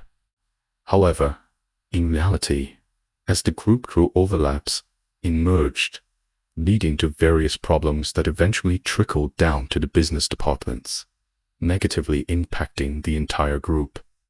Therefore, the compliance department sometimes acted as an internal lubricant, coordinating various parties, using common rules, smoothing out conflicts. At other times, it became the boss's weapon, cutting off wildly growing branches and serving as a deterrent. Anthony was my badminton and snooker partner. He was the newly appointed head of the HR and administration department in a second-tier company within the group. Their company had experienced significant issues recently, and the general manager had been dismissed. The new general manager, after taking over, immediately conducted an assessment of the HR department and promoted Anthony 2 levels, making him the acting HR director. This was supposed to be good news, but during our post-badminton meal, Anthony was full of complaints. He said the reason he couldn't get promoted before was largely due to the former general manager and HR director. These two controlled the company's HR operations, favoring their own people, creating tense relationships with other departments. However, because they controlled bonus allocation and other powers, coupled with the limited development prospects of a second-tier company, capable and well-connected individuals had long left. The remaining employees could only endure and muddle through. The crux of the matter was that, although the new leader had promoted him 2 levels to acting HR director, the former HR director was only removed from his management position without strong grounds for termination. This actually violated labor laws. The new leader's intention was to test Anthony, demanding he quickly resolve the issue of the former director's stay or departure. As Anthony became more agitated, he declared he wouldn't eat and wanted to find a quiet place to play snooker and chat. I thought it was a good idea. Anthony said he was so conflicted because the HR department had a terrible tradition. Every time a former HR director left, the company had to compensate them with 2 in. He didn't know the specific reason. If he followed this standard this time, the new leader would definitely disagree. But if he didn't, it might not be easy to get rid of the former HR director. I made a long pot shot to the bottom pocket. The ball brushed the pocket and missed. I told Anthony the company has its own rules and regulations, and there are laws and regulations to supervise. Just do things by the book. The 2N compensation is a negotiated result in extremely rare circumstances and can't be a regular practice. Anthony attempted a snooker shot and missed. He sighed, saying he had already spoken with the former HR director a couple of times, but there was no progress. Moreover, the former HR director still acted like a superior. Anthony also tried to ask other colleagues in the department for information, but no one was willing to disclose anything, leaving him feeling passive. Other aspects were manageable, but the key was how this too was negotiated. He desperately wanted to know. I played a shot at a small angle, gently cueing the ball to the middle pocket. The ball went in. One shouldn't rush things, just like the shot I just played. There was an easier shot to the bottom pocket, but if I had taken that shot, the cue ball might have entered the cluster of balls, making it difficult to connect with the colored balls. Therefore, it was essential to understand the big picture, choose the target, aim carefully, and use the right technique. I asked Anthony, "How's your relationship with your finance director? Since you're new in your position, have you reached out to him?" Anthony slapped the snooker table light. "Any payment has to go through the finance department. The finance director must know the reason for the 2N compensation." "Don't get excited. Move aside. Don't block my shot." I potted the blue ball in the middle pocket, a clean shot. If I were the finance director, I definitely wouldn't tell you. Haha.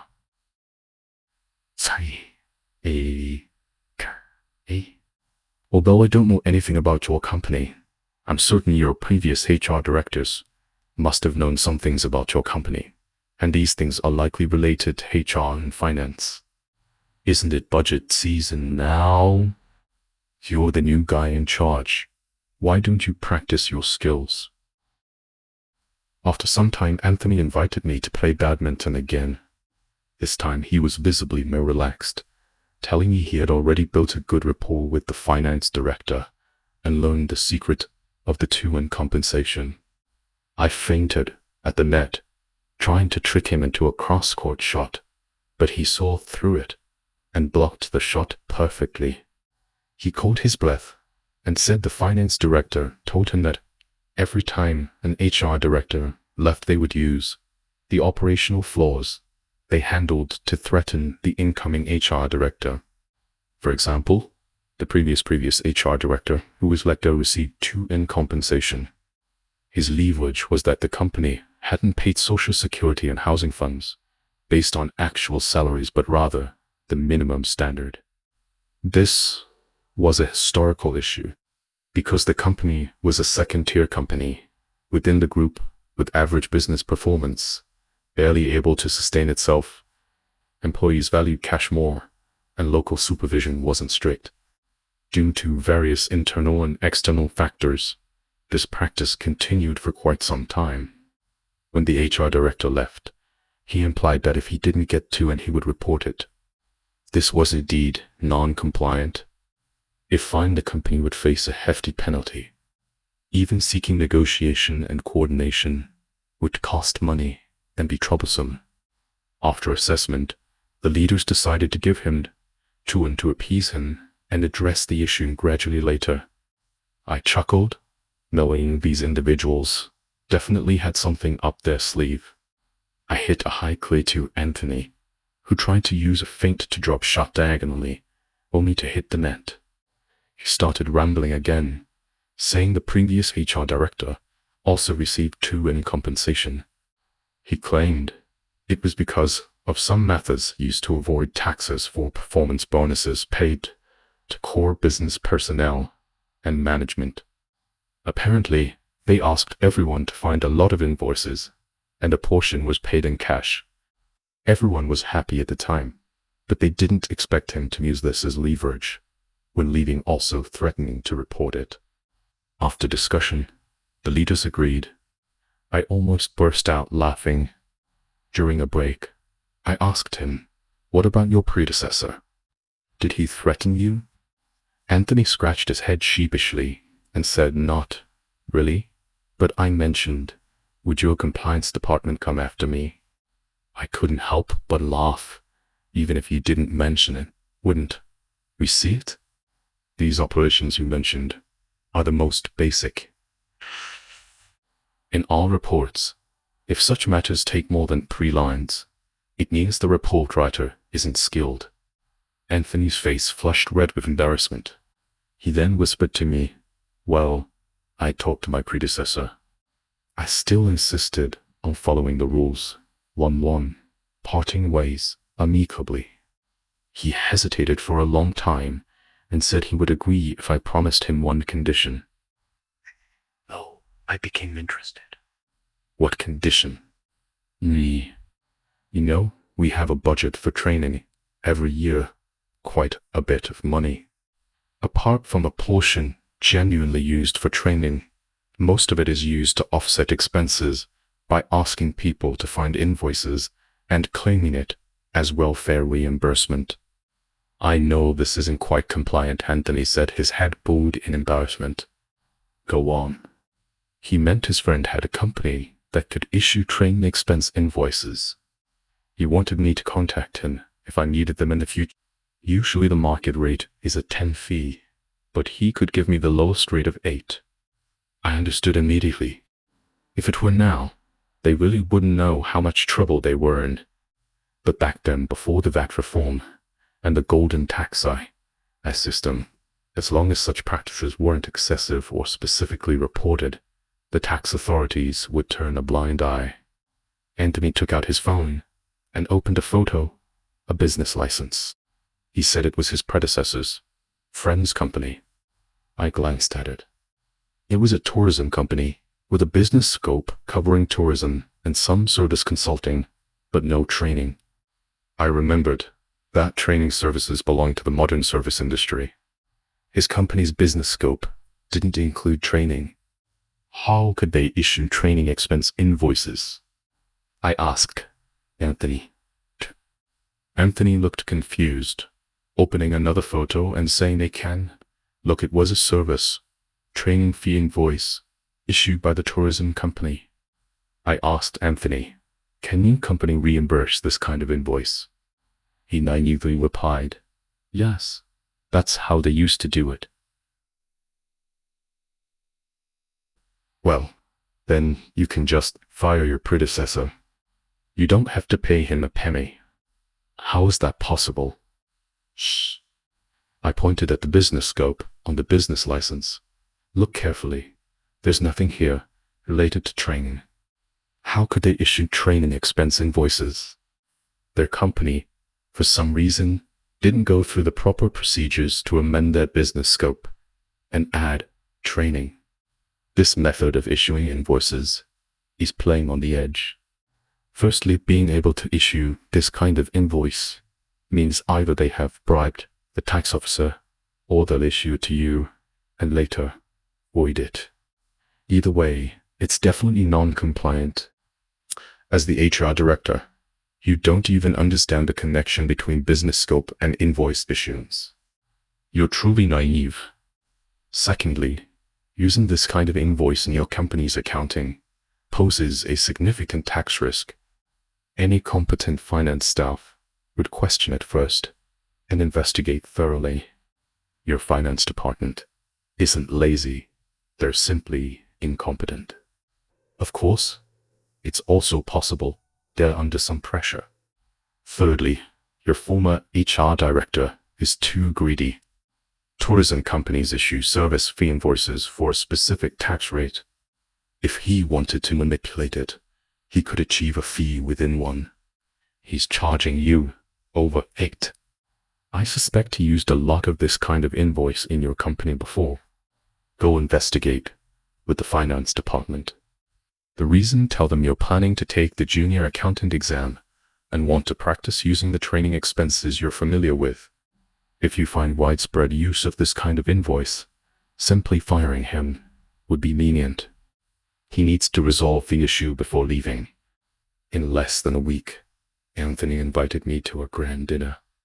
He told me that, with his coordination, the finance department cooperated with his investigation, and his predecessor resigned on his own initiative, demanding no compensation, setting a precedent for the company. The new leader was satisfied with him, and his cooperation with the finance department became more harmonious.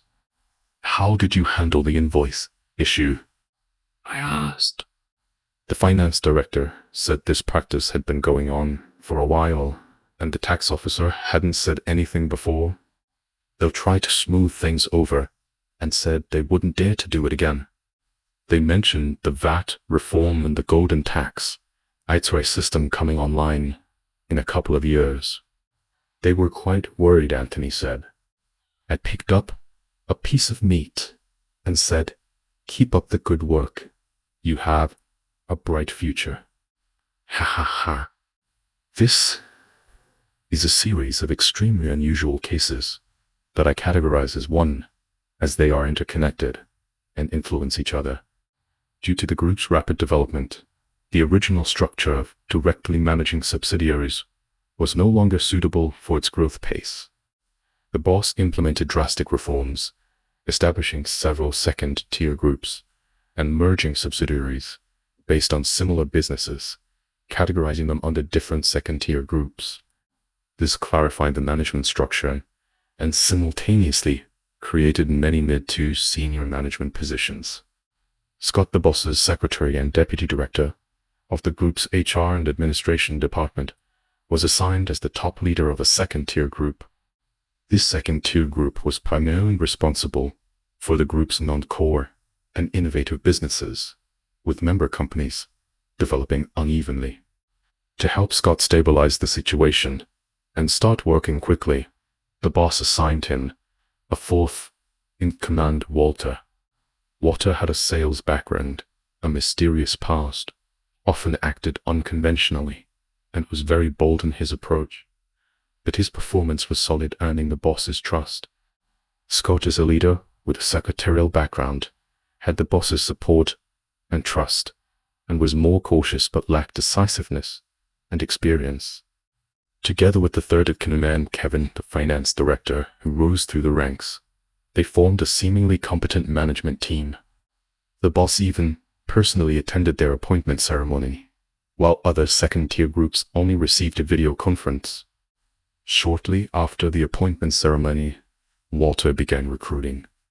Since the group had just restructured, everyone was short-staffed, especially experienced personnel within the group, triggering a fierce talent war. Walter recruited externally while poaching internally with Scott, but due to the group's previously average strength, their efforts yielded little success.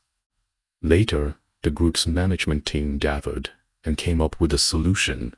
They repositioned the group as an incubator for the group's innovative businesses, and then asked the boss for policies, funding, and personnel.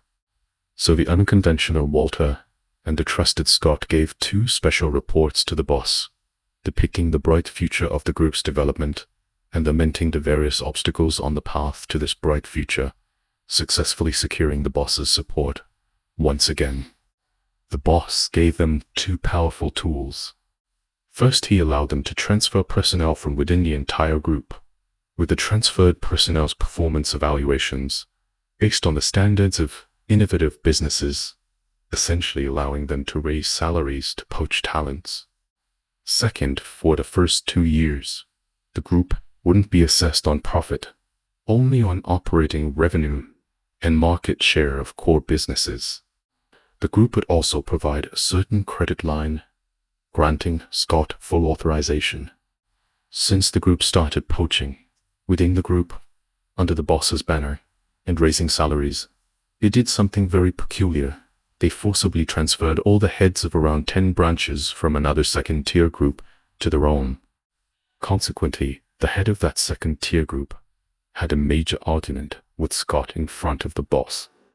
In the end, the boss had to personally intervene, using both soft and hard tactics to calm the situation. From then on, these two second-tier groups became sworn enemies. As mentioned before, the compliance department had a whistleblower mailbox. After Scott's group was established, there was a constant stream of reports and complaints about them. Some real-name reports from individuals whose talents were poached were particularly intense. We even sent people to investigate. The main complaint was that after these former branch heads were poached by Scott's group, their spending and living standards skyrocketed, inconsistent with their understanding of the income level for leaders at that level. These incidents inevitably reached the group leadership's ears. So Scott, either out of confidence or some other reason, took the initiative to invite Daniel, asking the compliance department to conduct a special audit of their group. Frankly, it was the first time we had encountered a senior executive proactively requesting an audit. Daniel took it seriously and personally led the team. However, the scope of the special audit was defined by Scott mainly focusing on management audits. Daniel's intention was to take their pulse first and perhaps prescribe some medicine. Whether the patient listened or took the medicine was up to them. Upon entering, we conducted several interviews and sampled some contracts. Before even delving deeper, we discovered some serious problems. Firstly, regarding corporate governance, to achieve rapid implementation and seize territory, Scott and Walter adopted a whatever works approach when establishing branches in various locations. They created a large number of branch companies, using them as entities to sign contracts and conduct extensive business. Contract and seal management was completely out of control, even reaching the point where departmental seals of branch companies were used on core business contracts. Secondly, regarding operational quality, it was hard to describe.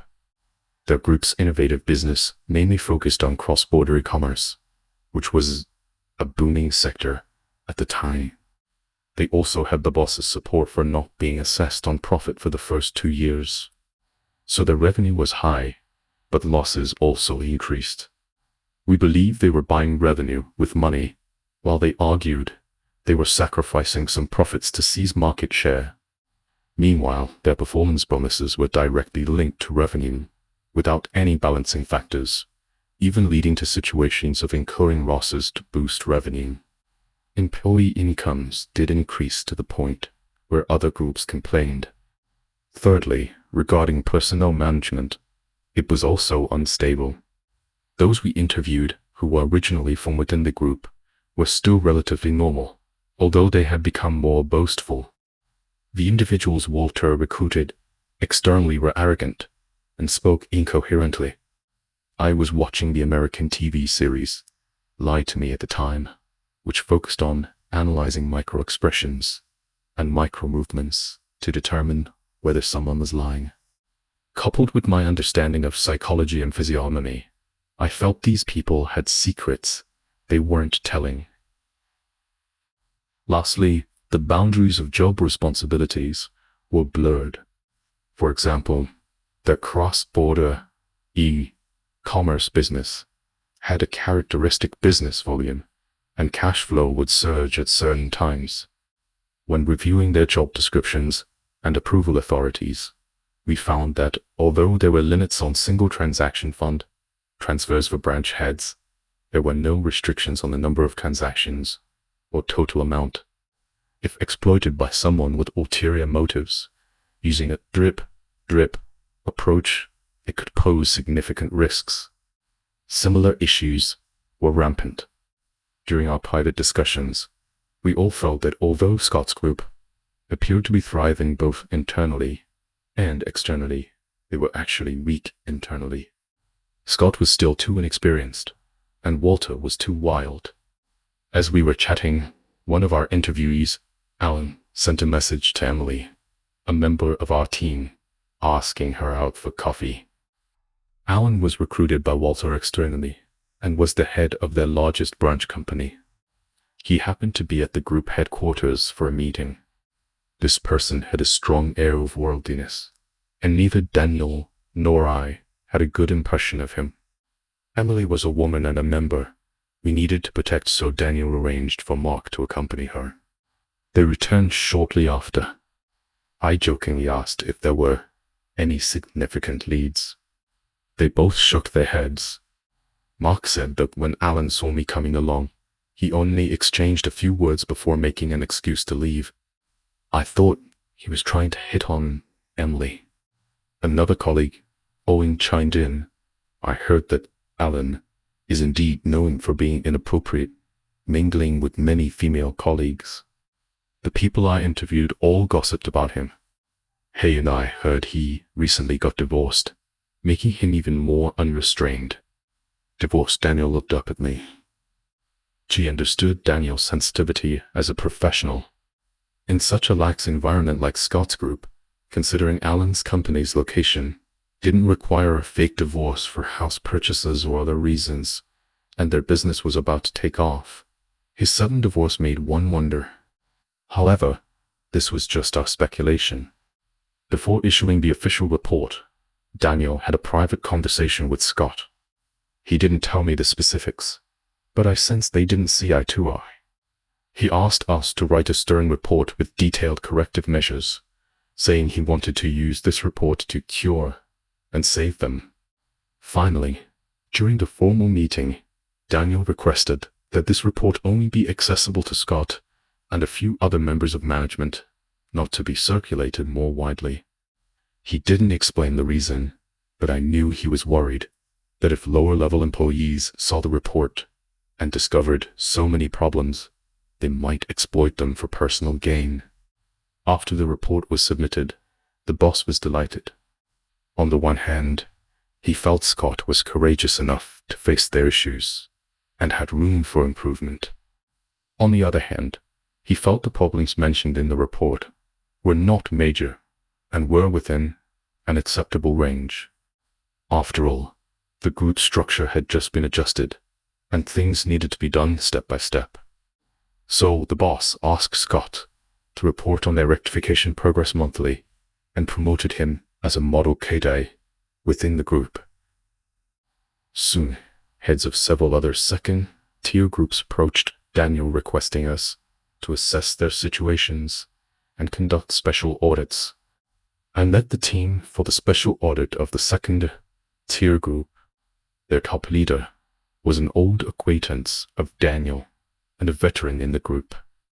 During the audit, he also subtly inquired about Scott's Group.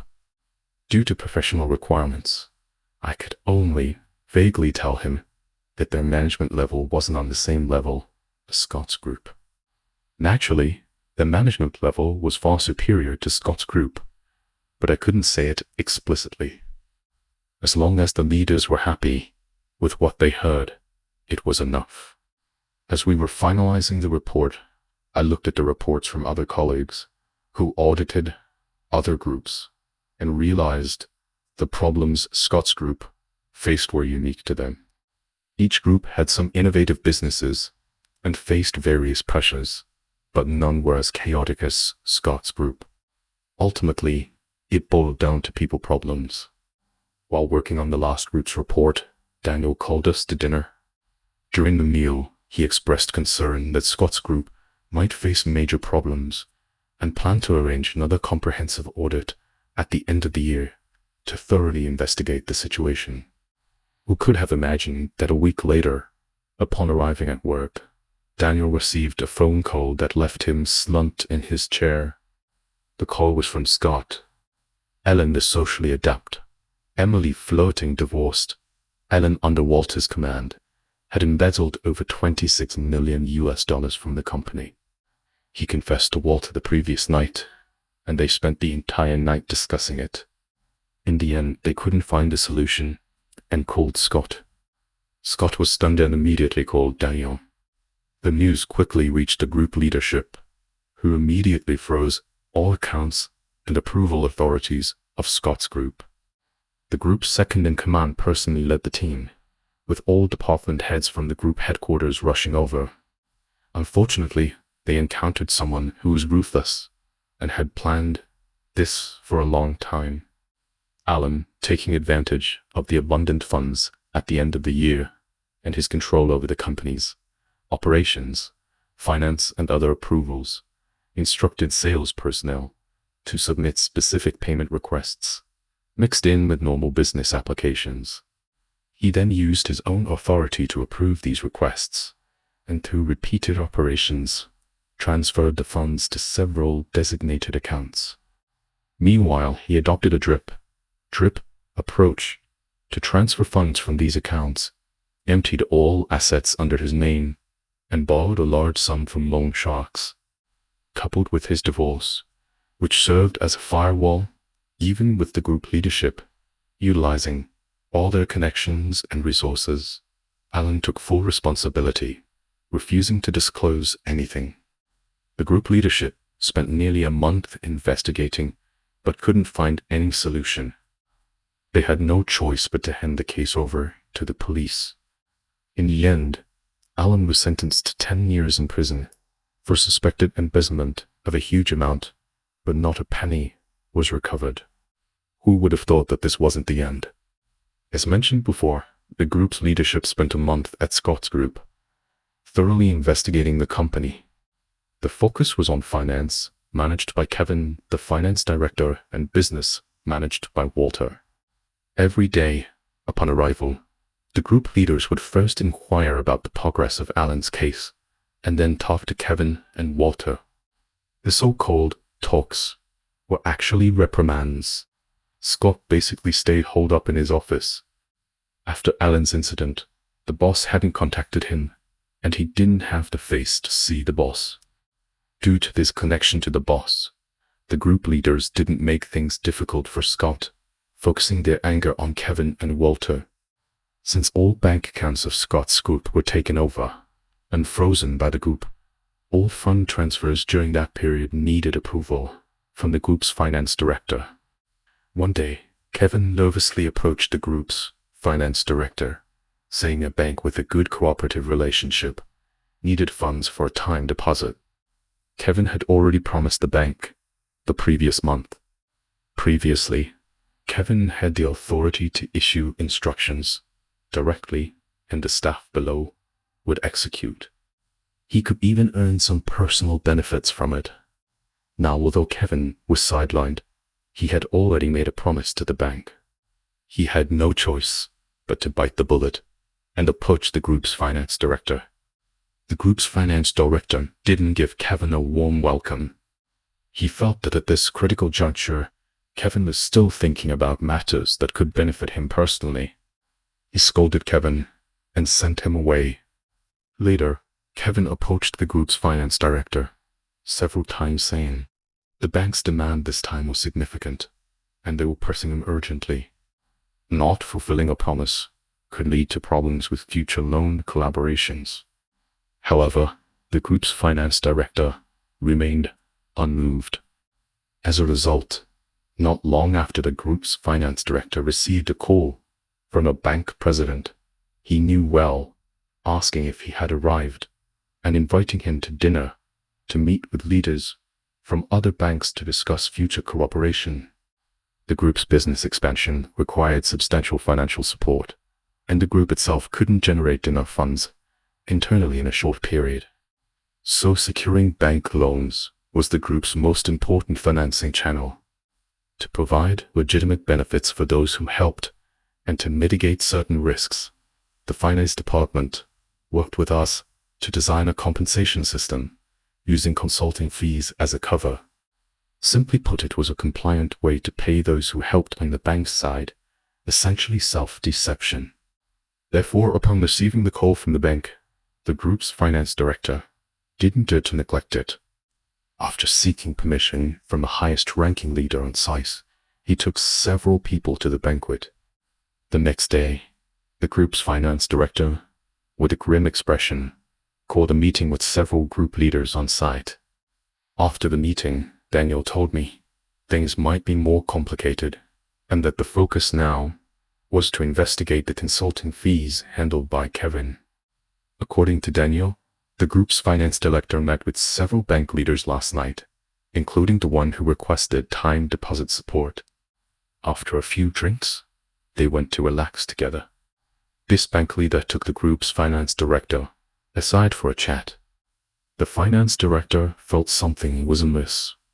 He clearly remembered facilitating several transactions for this leader and paying significant consulting fees. They even needed our time deposit support, so why did this leader speak as if our group owed him something? Naturally, they were all astute individuals and didn't address it directly. However, after returning that night, the group's finance director reviewed the total consulting fees and felt this matter needed clarification. So there was the meeting this morning to investigate the consulting fees. Daniel also briefly introduced Kevin's background. Kevin was from a small town with average family conditions. He relied on his own efforts to get into a prestigious university and graduated with honors. After graduation, he joined the group as a management trainee, was noticed by the group leadership, and was sent to the grassroots level for training, rising step by step to the position of finance director of a second-tier group. He had been working in finance and funds for a long time. Before Alan's incident, there hadn't been any rumors about any misconduct on his part. Now suddenly investigating him meant either he had done something serious, or the group leadership was looking for a scapegoat. The leaders decided to conduct a surprise investigation on Kevin. As everyone was getting ready to leave work, the group's finance director called Kevin aside, asking him to stay and assist in organizing various expense statements. Ostensibly, it was to see if there were any clues related to Alan's case among these expenses, but in reality, it was to see if Kevin had any major issues. Because there was a lot to organize and the deadline was tight, everyone worked late into the night. At this time, Kevin received a call, presumably from his wife. He gave some perfunctory responses, said still busy, and hung up. Shortly after, Scott's phone rang. It was Kevin's wife. She asked Scott if something had happened at the company recently, and why Kevin was always working late. She also mentioned that Kevin seemed stressed at home recently, often bringing up divorce. Scott comforted her, hung up, and casually mentioned it to the group's finance director and Daniel. Daniel's first reaction was another one: getting divorced. There must be a problem. Daniel acted decisively, first comforting Kevin and asking him to go home, then holding an emergency meeting with the group's finance director, compiling all consulting fees handled by Kevin. In the group's bank loans and other financial transactions, funds were like a piece of meat, and consulting fees were like the grease on one's hands. On the surface, not a single piece of meat was missing, but the grease on one's hands was thick. Kevin's situation seemed easier to handle than Alan's for 3 reasons. First, Kevin had relatively simple social connections and was a simple person himself. Applying some pressure should make him confess. Second, this incident happened suddenly, and he probably hadn't had time to cover his tracks, as evidenced by his wife mentioning his intention to divorce. Third, Alan's case should have been a deterrent to him. We had privately discussed that Alan's prison sentence was essentially a life sentence. After determining the direction, the leaders reported to the boss and then mobilized resources from various parties to investigate Kevin thoroughly. Naturally, on the surface, the group leaders still focused their criticism on Kevin and Walter regarding Alan's case, avoiding any suspicion. Not long after, Daniel held a short meeting and discreetly told me afterward that they had found something. Several bank cards and some assets were found under the name of a distant relative of Kevin's wife. The flow of funds indicated they originated from the consulting fees. Daniel sighed and said Kevin was still a simple person, lacking complex social connections. Although he had committed a crime, his methods weren't ruthless enough. He thought by going through multiple layers, the money would be untraceable. He didn't expect that most of the transactions were done through bank transfers, leaving behind a trail. He was too honest. He was too honest. The subsequent events were relatively straightforward. The meters showed Kevin the evidence they found, and he panicked, admitting to the issue, but only to this extent. He refused to disclose any further information. However, the group leaders were more cunning. They only showed Kevin a portion of the evidence they had, and didn't say much. They reported to the boss, and then handed the case over to the police, following normal procedures. Kevin couldn't withstand the pressure after being arrested, and confessed everything.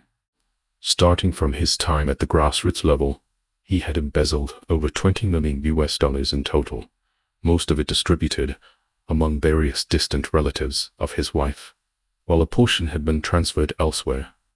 The group recovered most of the funds. Because some were real estate, considering the appreciation, the group essentially didn't suffer any losses.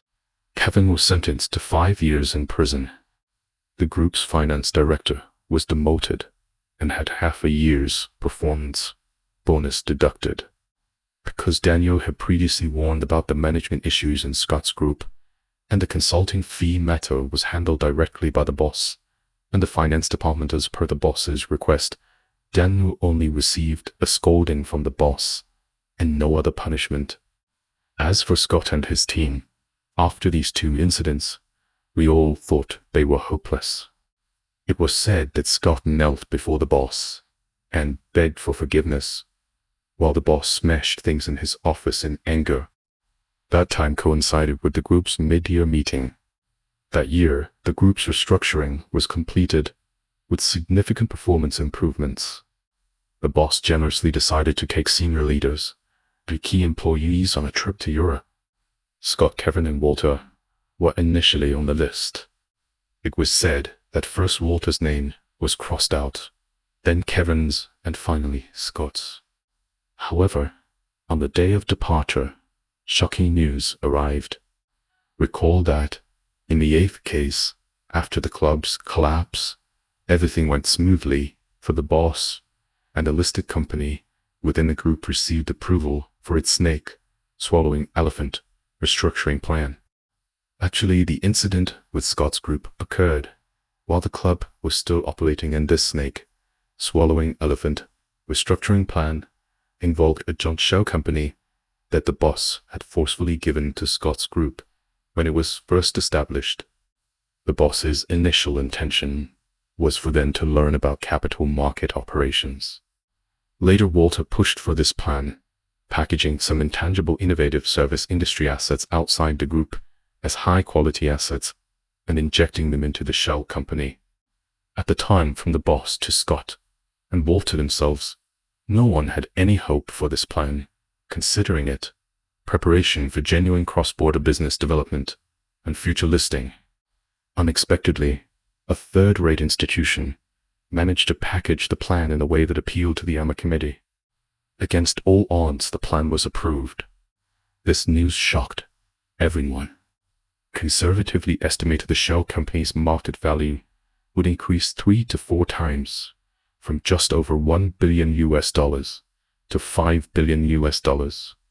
From this perspective, the $50 million loss caused by Alan and Kevin and Scott's group, they actually recovered half of Kevin's embezzled funds, didn't seem like a big deal. At the last moment, before departure, the boss's secretary directly called Scott and Walter, arranged for a car to take them directly to the airport, and together with the boss and his family, they boarded the boss's chartered private jet flying directly to Europe. So who was the honest man, and who was the swindler? Some comments mentioned that compliance mainly deals with legal affairs and strategy. This is an outsider's perspective, unfamiliar with large diversified groups. While we do handle some legal aspects, the company also has a dedicated legal team. We don't directly participate in specific cases, but focus on reviewing important matters and acting as a translator between legal language and business language. As for strategy, the only area we're involved in is due diligence, perhaps along with policy interpretation. We participate in strategy-related investments, but not as a lead, only in a supporting role. With the group's expansion, the boss's reach extended to various fields. To facilitate related work, Daniel started researching due diligence. There was a period when the boss was particularly fond of signing strategic cooperation agreements. Regardless of the other party, as long as he found something interesting, he would impulsively sign in excitement.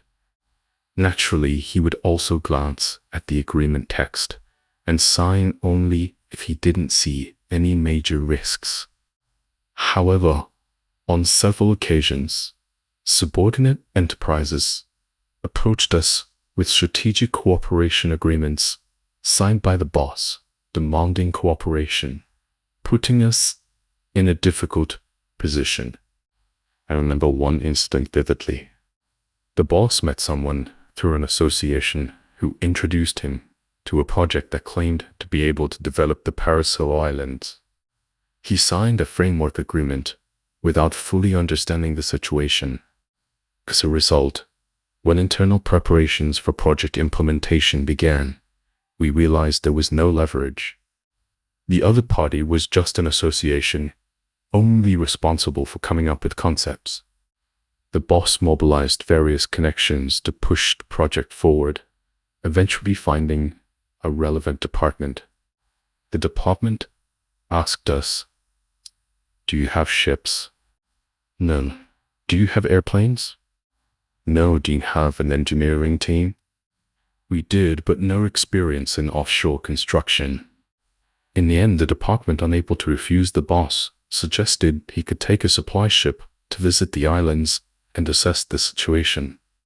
After inquiring about the conditions and time required, the boss abandoned the idea. Another time, the boss wanted to invest in a project in his hometown, again signing a framework agreement first, and then starting site selection. Later, the local government recommended a location for an industrial park, which the boss found appealing. Subsequently, during due diligence, our colleagues discovered that the land had been surveyed before and had shallow coal deposits underground. Initially, the boss was delighted, thinking he was getting a coal mine for free. Later, he learned that this situation would complicate the project significantly, dampening his interest. After encountering such incidents repeatedly, Daniel realized this couldn't continue. He carefully studied popular agreement templates in the market and, based on the group's actual situation, tailored a set of agreement templates for the boss. The first set was a strategic cooperation agreement template for the boss and group leaders, with the counterparty being government agencies or regulatory authorities. This template was entirely aspirational, with no liability for breach of contract for either party. The second set was a deep cooperation agreement template for mid-level leaders, with the counterparty being regulatory departments or specific enterprises.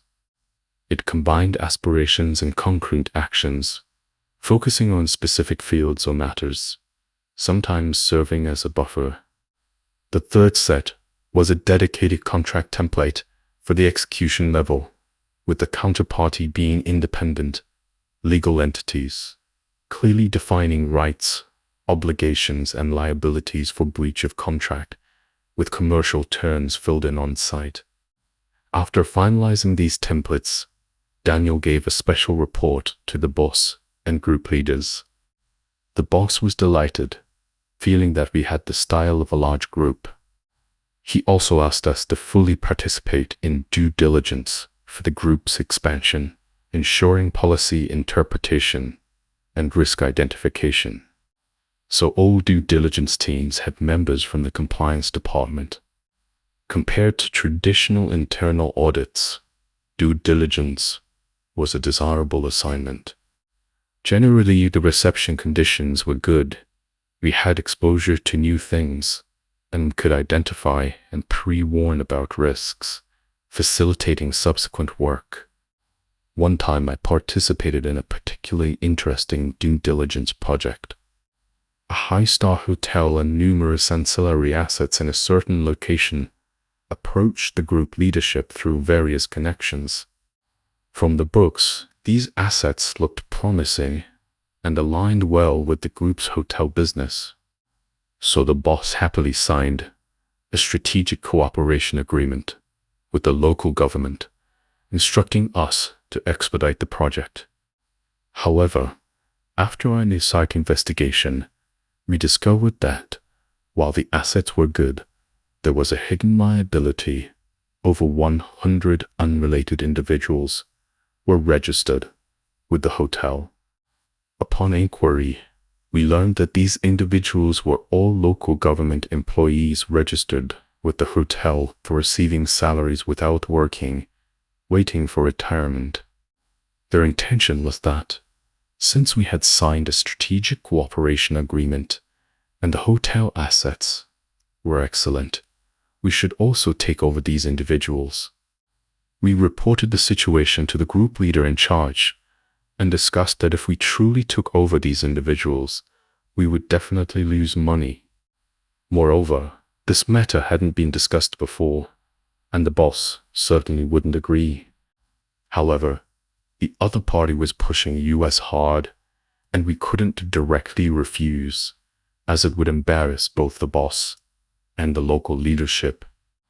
After much deliberation, we took out the deep cooperation agreement template, made some revisions, and prepared to stall, hoping the other party would back down.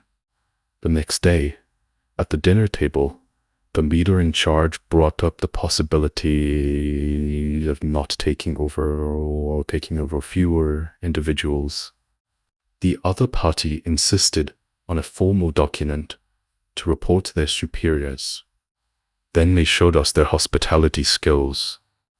The hotel's reception manager, using a large beer glass, filled it with biju, a strong Chinese liquor, and toasted our 3 leaders 3 times in a row. Then they switched to smaller glasses and continued toasting. We were all intoxicated.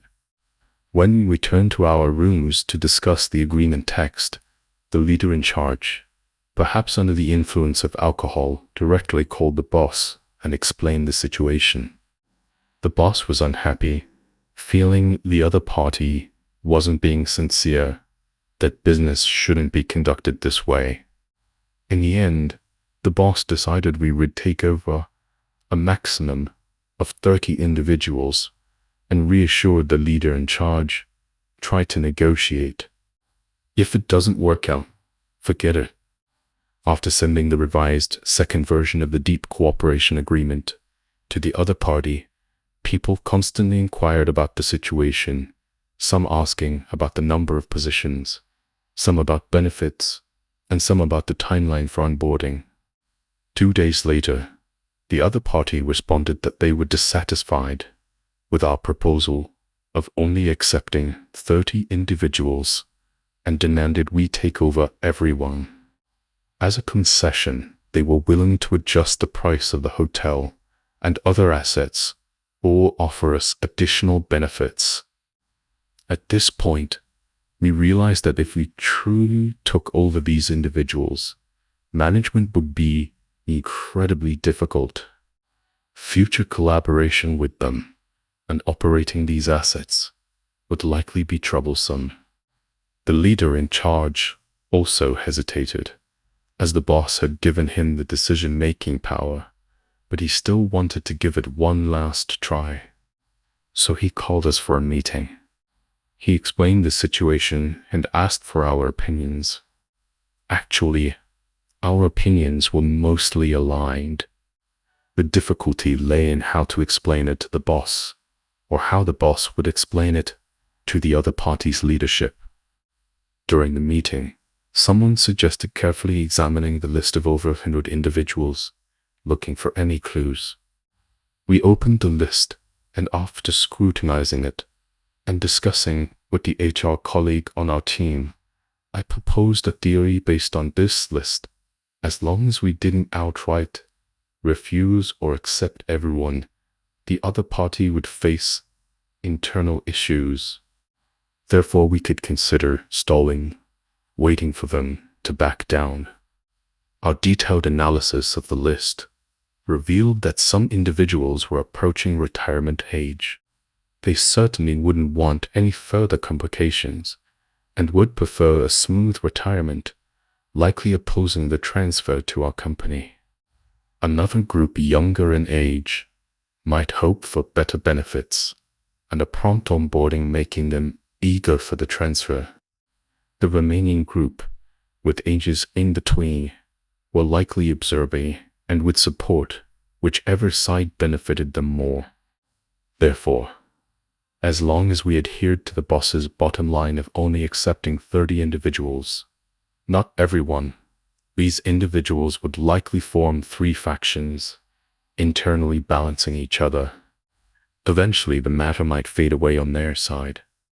As expected, in the following days, we heard from various channels that conflicts escalated between different levels of personnel on the other side due to the onboarding quota issue.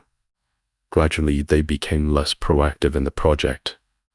We knew in our hearts that this matter was likely going to fall through due to our stalling.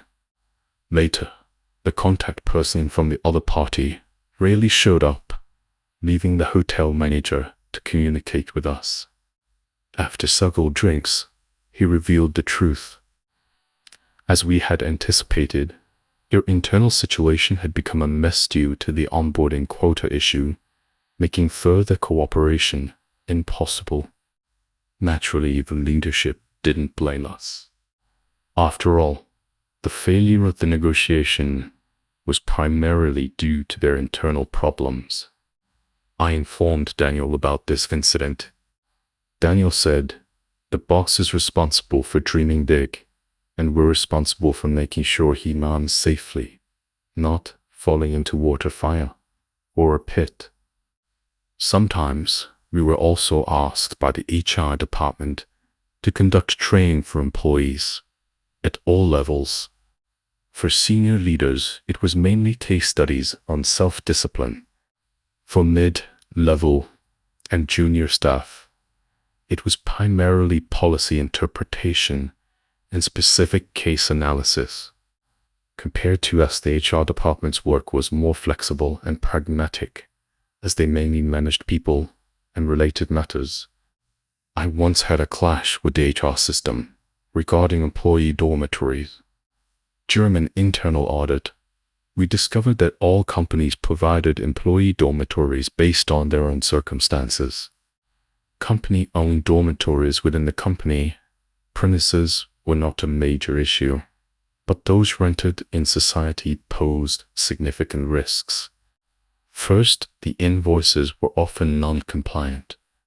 Because many landlords were individuals, they were reluctant to issue invoices due to cost considerations.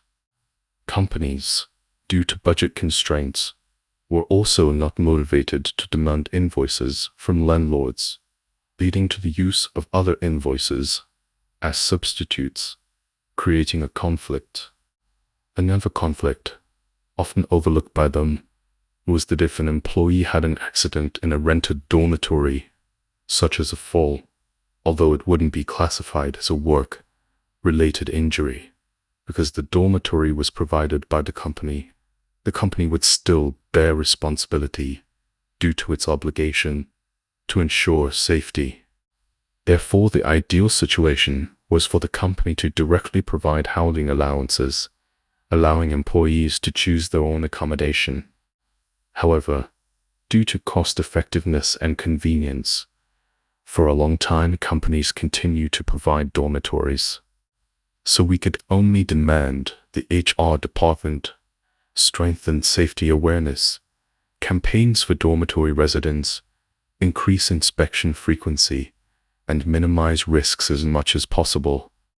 Naturally, with the implementation of the individual income tax deduction policy and the rise of public rental housing, this situation has significantly diminished. The case I'm about to discuss was also triggered by the HR department. Frank was the sales head of a core enterprise within the group. He was an upright individual, had a strong work ethic, and possessed exceptional sales abilities. The company he managed consistently ranked among the top 2 in the group in terms of performance. Surprisingly, this individual filed a real-name complaint, accusing the HR system of inaction in handling an employee's work-related injury. The matter even reached the group leadership. Due to the exemplary nature of this case, the leadership instructed the compliance department to participate in the investigation. The incident unfolded as follows. Frank had an employee under him, also someone the company valued and was cultivating. Recently, Frank went to negotiate a major deal. Typically, this wouldn't require his personal involvement as the sales head. However, this deal was too big. So big that if it was secured, it could guarantee the company's sales would double within 3 years. So he decided to go himself, bringing the employee along. According to Frank, initially things progressed smoothly. The company's product met all of the other parties' hard requirements, and they were satisfied with the commercial terms. However, when it reached the other party's second in command, things stalled. The other party wanted to test our company's sincerity without involving money, purely a test of sincerity. The method was simple. They would arrange a drinking session at their home turf and another one during their visit to our company. As long as one of these sessions ended with everyone from the other party being completely drunk, the deal would be secured. Otherwise, they would reconsider. You can imagine salespeople had certainly experienced this kind of situation before. The individuals Frank brought were experts in this area. During the session at the other party's home turf, they knew they probably wouldn't be able to outdrink the other party, and went with the mentality of testing their limits. However, the other party was quite cunning. They directly drove Frank's team to a farmhouse restaurant in a remote valley, a bumpy journey of dozens of kilometers. Upon getting out of the car, they were offered a getting off the car drink, another drink at the entrance, and yet another drink after taking their seats. Even with prior preparations and food in their stomachs, Frank's team struggled. Unsurprisingly, Frank's entire team was completely drunk, with the employee he valued suffering from gastric bleeding. They also didn't manage to test the other party's limits, only concluding that they were indeed heavy drinkers with seemingly bottomless stomachs. Already feeling frustrated, Frank tried to apply for workers' compensation for the employee upon returning. However, the HR department argued that this situation didn't meet the criteria for workers' compensation, and there was no precedent. They refused to process it. Frank sold this and thought, "Great, we're risking our lives on the front lines, and you're not only not supporting us, but also creating obstacles for us." He made a fuss about it. This matter was actually quite simple. Theoretically, the HR department's handling was appropriate. No normal company would consider drinking as a necessary work activity. Moreover, if this precedent was set, salespeople would have no reservations, potentially leading to even bigger problems. The HR department also proposed that since the employee's injury wasn't severe, the sales department should cover the medical expenses using their own funds, while the HR department would handle coordination and comfort. However, From the sales department's perspective, Frank felt the injury was sustained for company matters and questioned why it wasn't considered workers' compensation. He simply couldn't accept it. I asked the HR department, putting aside their internal handling issues. The relevant laws and regulations clearly stipulate that alcohol-related injuries are not recognized as work-related injuries. Did you communicate this to the sales department? The HR department replied that they had communicated everything and that the sales department was deliberately making trouble. I further asked if they had discussed specific compensation matters with the sales department, as even for genuine work-related injuries or accidental deaths, the compensation amount wasn't as high as imagined. The HR department said they hadn't reached that stage yet. I had a rough idea of the situation and discussed with the HR department, deciding to have a face-to-face meeting with Frank together. The HR department chose a tea house by a later quiet and relaxing environment suitable for discussions. The three of us, myself, the HR colleague, and Frank, had chatted and had dinner together. I had interacted with Frank a few times before and was relatively familiar with him. Upon seeing me, Frank immediately recounted the entire incident, complaining about the HR department's actions. After he finished venting, I first inquired about the employee's condition, learning he was fine, hadn't suffered any serious injuries, and hadn't incurred significant expenses. Essentially, Frank was deliberately picking a fight with the HR department. I asked Frank, how much compensation do you think you could get if you applied for workers' compensation? Frank scratched his head and said, I actually don't know. We haven't reached that stage yet. Isn't the HR department refusing to recognize it? She did follow the victims. Firstly, there are clear legal provisions stating that alcohol-related injuries are not recognized as work-related injuries. Secondly, even if we take a step back and recognize it as a work-related injury, such an injury likely wouldn't meet the criteria for grade 10 disability. The compensation for grade 10 disability is 7 months' salary plus some additional compensation. Based on the employee's monthly salary of around $800 the total amount shouldn't exceed $80,000. Lastly, being recognized as a work-related injury would be recorded in his personal file, potentially affecting his future job applications. I explained to Frank. Oh, I see. That amount is indeed much lower than I imagined. It seems applying for workers' compensation is also troublesome, Frank said, taking a sip of tea. I looked at the HR colleague who chimed in. Indeed, Frank, we truly discourage this kind of drinking competition. Even if someone dies from drinking, the compensation wouldn't be much. Frank glared at the HR colleague. I quickly intervened to smooth things over. Frank, guess how much compensation the company would pay if someone actually died from drinking. Frank pondered for a moment and said, at least $3 to $5 million or $2 to $3 million. We say wagons.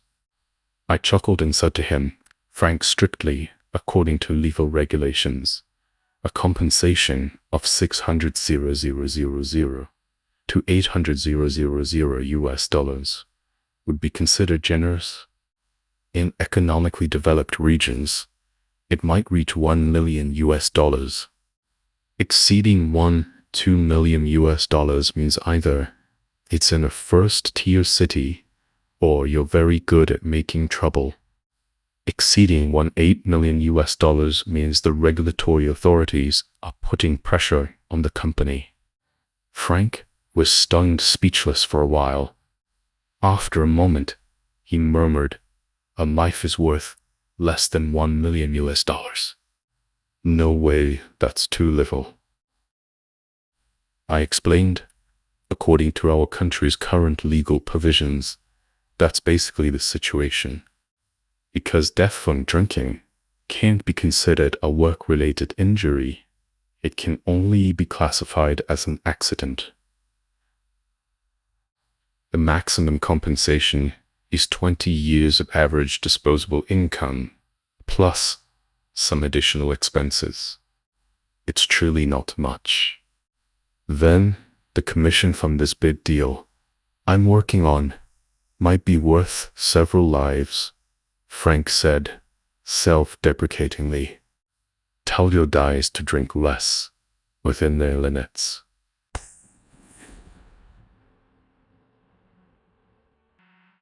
Their own health and life are more important.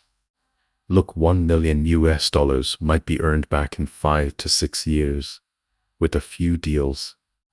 But a life lost is lost forever, only leaving loved ones heartbroken. If the compensation was several million, or even over 10 million, it might be worth taking a gamble. But for less than $1 million US, why bother? I advised. Frank seemed lost in thought. He hadn't expected the price of death to be so low, that it was only worth a bag of $100 bills. He composed himself, gazing at the lake, and sighed. The HR colleague added, "Indeed, Frank, we still have a long life ahead of us. We have parents to take care of, children to raise. It's too tragic to leave without enjoying life's blessings. And your young team did probably only experience graduating with honors among life's 4 major joys, let alone other memorable experiences. You're quite eloquent. Forget it. I understand what you mean. I'll tell my team to be careful. Life is precious. There's no need to push so hard." "When drinking," Frank said, frowning, obviously, still worried about the big deal. After dinner, we walked by the lake. Frank seemed to have figured things out and chuckled, saying today was very insightful. Sometime later, Frank called me, inviting me to visit their company. I happened to have free time, so I agreed. Frank appeared in high spirits. Upon inquiry, I learned he had secured the big deal. Did he find a strong ally? Frank waved his hand and smiled. "No way. We all know the people on the other side. Changing personnel abruptly would only raise suspicions. Besides, those guys are truly heavy drinkers. Even if we replaced 1 or 2 people, we probably wouldn't be able to outdrink them." "Then how did you secure the deal? Was it because someone on your side had gastric bleeding last time, and they felt bad, so they skipped the test and signed the contract directly?" I was curious. "Impossible," Frank said. I outsmarted them. He shared his method with me, a truly unconventional approach. It turned out that after our conversation by the lake, he realized the scenic lake was a perfect location for negotiations. What was even better was that there were several new large cruise ships on the lake offering dining options. This gave him an idea. He deduced that the other party, all northerners, must have never spent extended periods on a boat. Entertaining them on a cruise ship could be a winning strategy. After deciding on the location, he started researching alcohol. The alcohol they had at the other party's home, turf last time, was locally produced, likely with a high alcohol content and a strong kick. But Frank said that although they felt uncomfortable that night, they didn't experience headaches or dizziness in the following days, indicating the alcohol was of good quality. So Frank decided to take a different approach with alcohol selection. He purchased a large quantity of high-quality, homemade grain alcohol. The alcohol content wasn't very high, and it even tasted slightly sweet. However, because it was homemade, it was rich in congeners and had a strong after effect. Thus, on a gently swaying cruise ship on the picturesque Lake, Frank entertained the clients from afar with local high-quality specialty, homemade alcohol.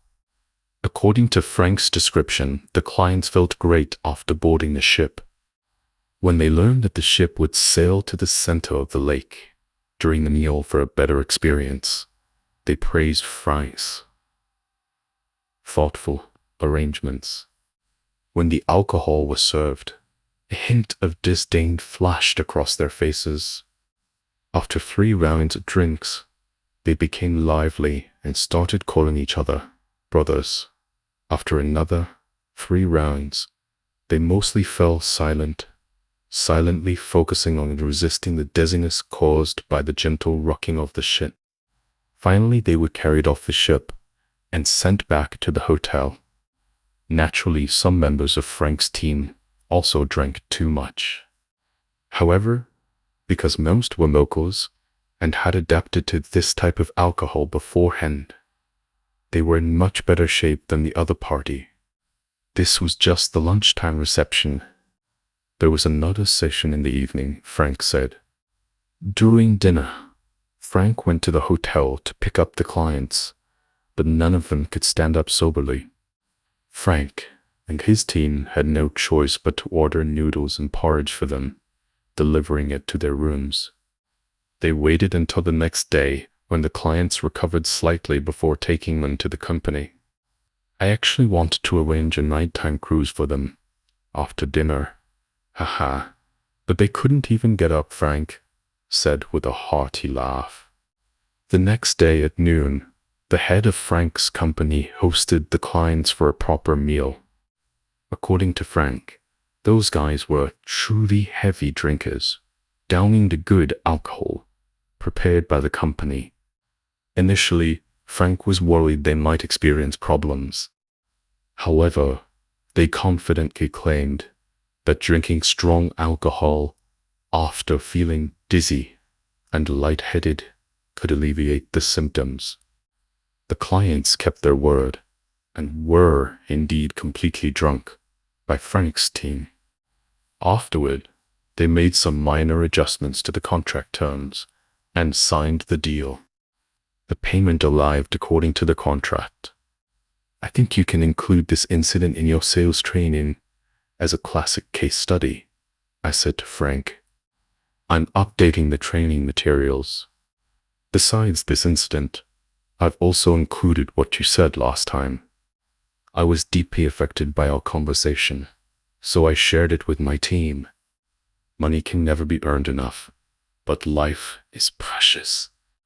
Sometimes, facing the unfairness of life and death, simply staying alive is keeping the flame of hope alive. For young people hoping to achieve success through brute force, knowing the price of death beforehand is beneficial for their growth, Frank said. Our department welcomed a new colleague with a background. He was personally assigned by the group leadership. We called him Alan.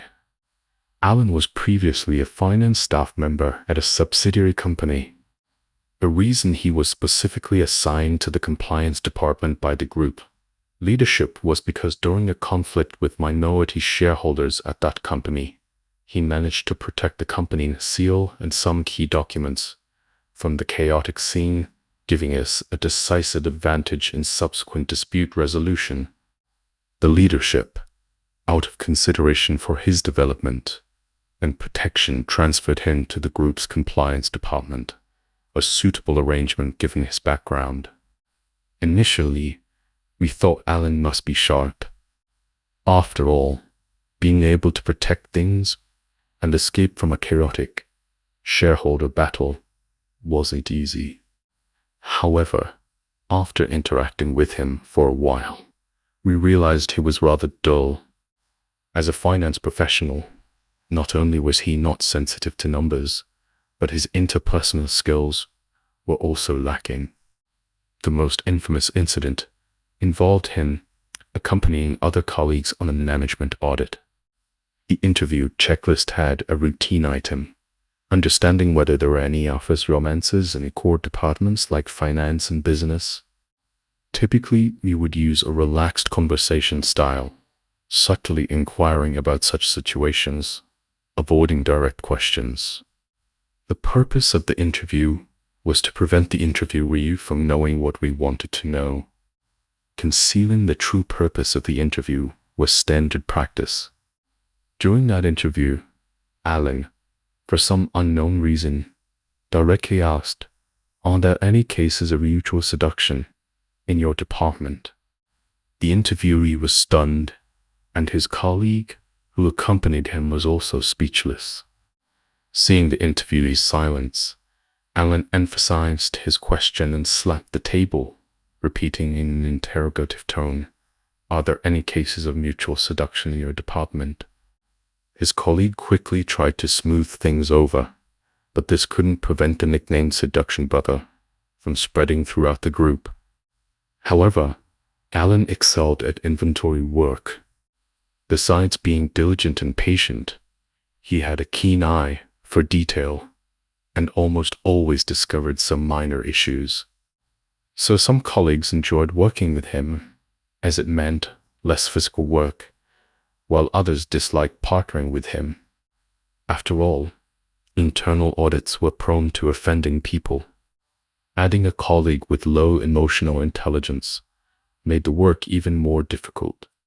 The boss had an innovative company, not focused on profits, primarily used to enhance the group's image. One of this company's products somehow hit the market sweet spot, achieving good results and gradually gaining attention within the group, eventually catching the eye of the group leadership.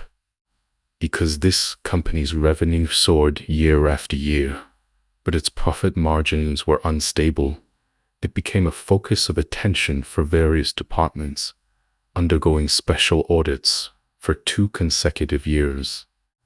This was the mid-year audit for the 3rd year, and we were assigned to this company again.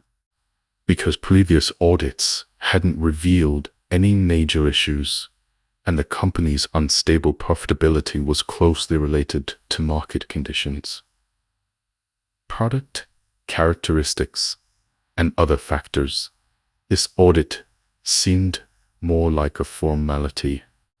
During the department meeting to discuss the audit plan, we briefly reviewed the previous audit reports, focusing on contract management and some accounts receivable and payable.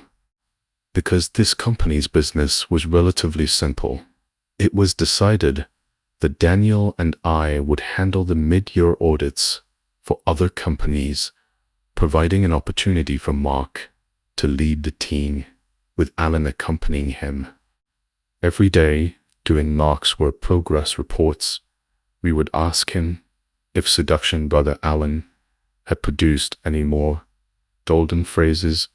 According to Mark's feedback, Alan had been quiet this time, with no unusual behavior.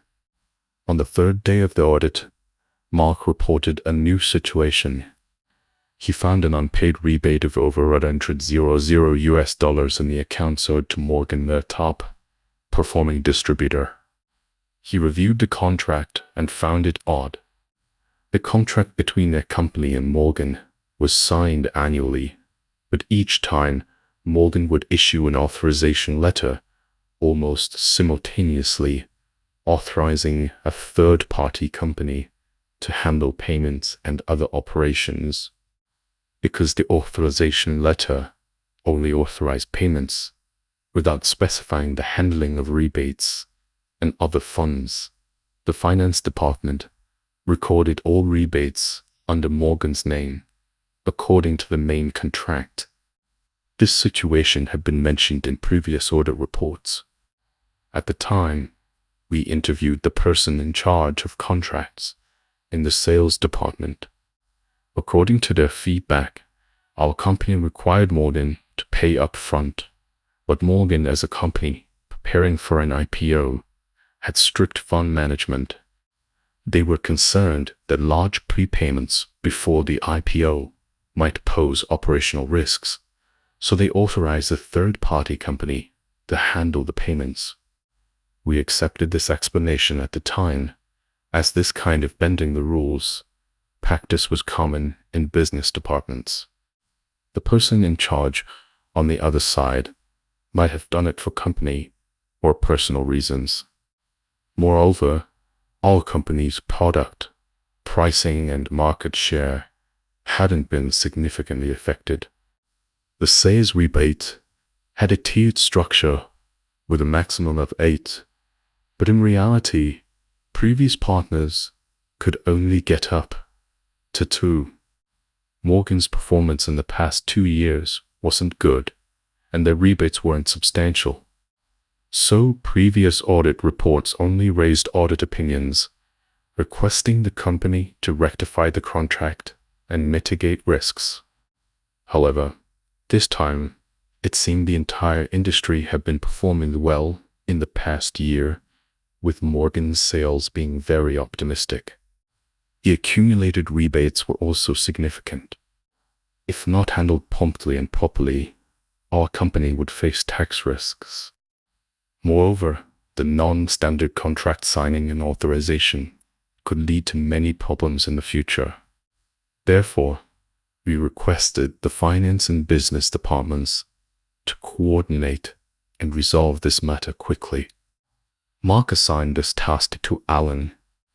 However, after speaking with the staff from the business and finance departments, Alan went online, found Morgan's ethics hotline email address, and wrote an email explaining the situation, attaching his contact information, and demanding Morgan address the issue promptly. When 2 internal auditors from Morgan arrived, the unsuspecting Mark was furious.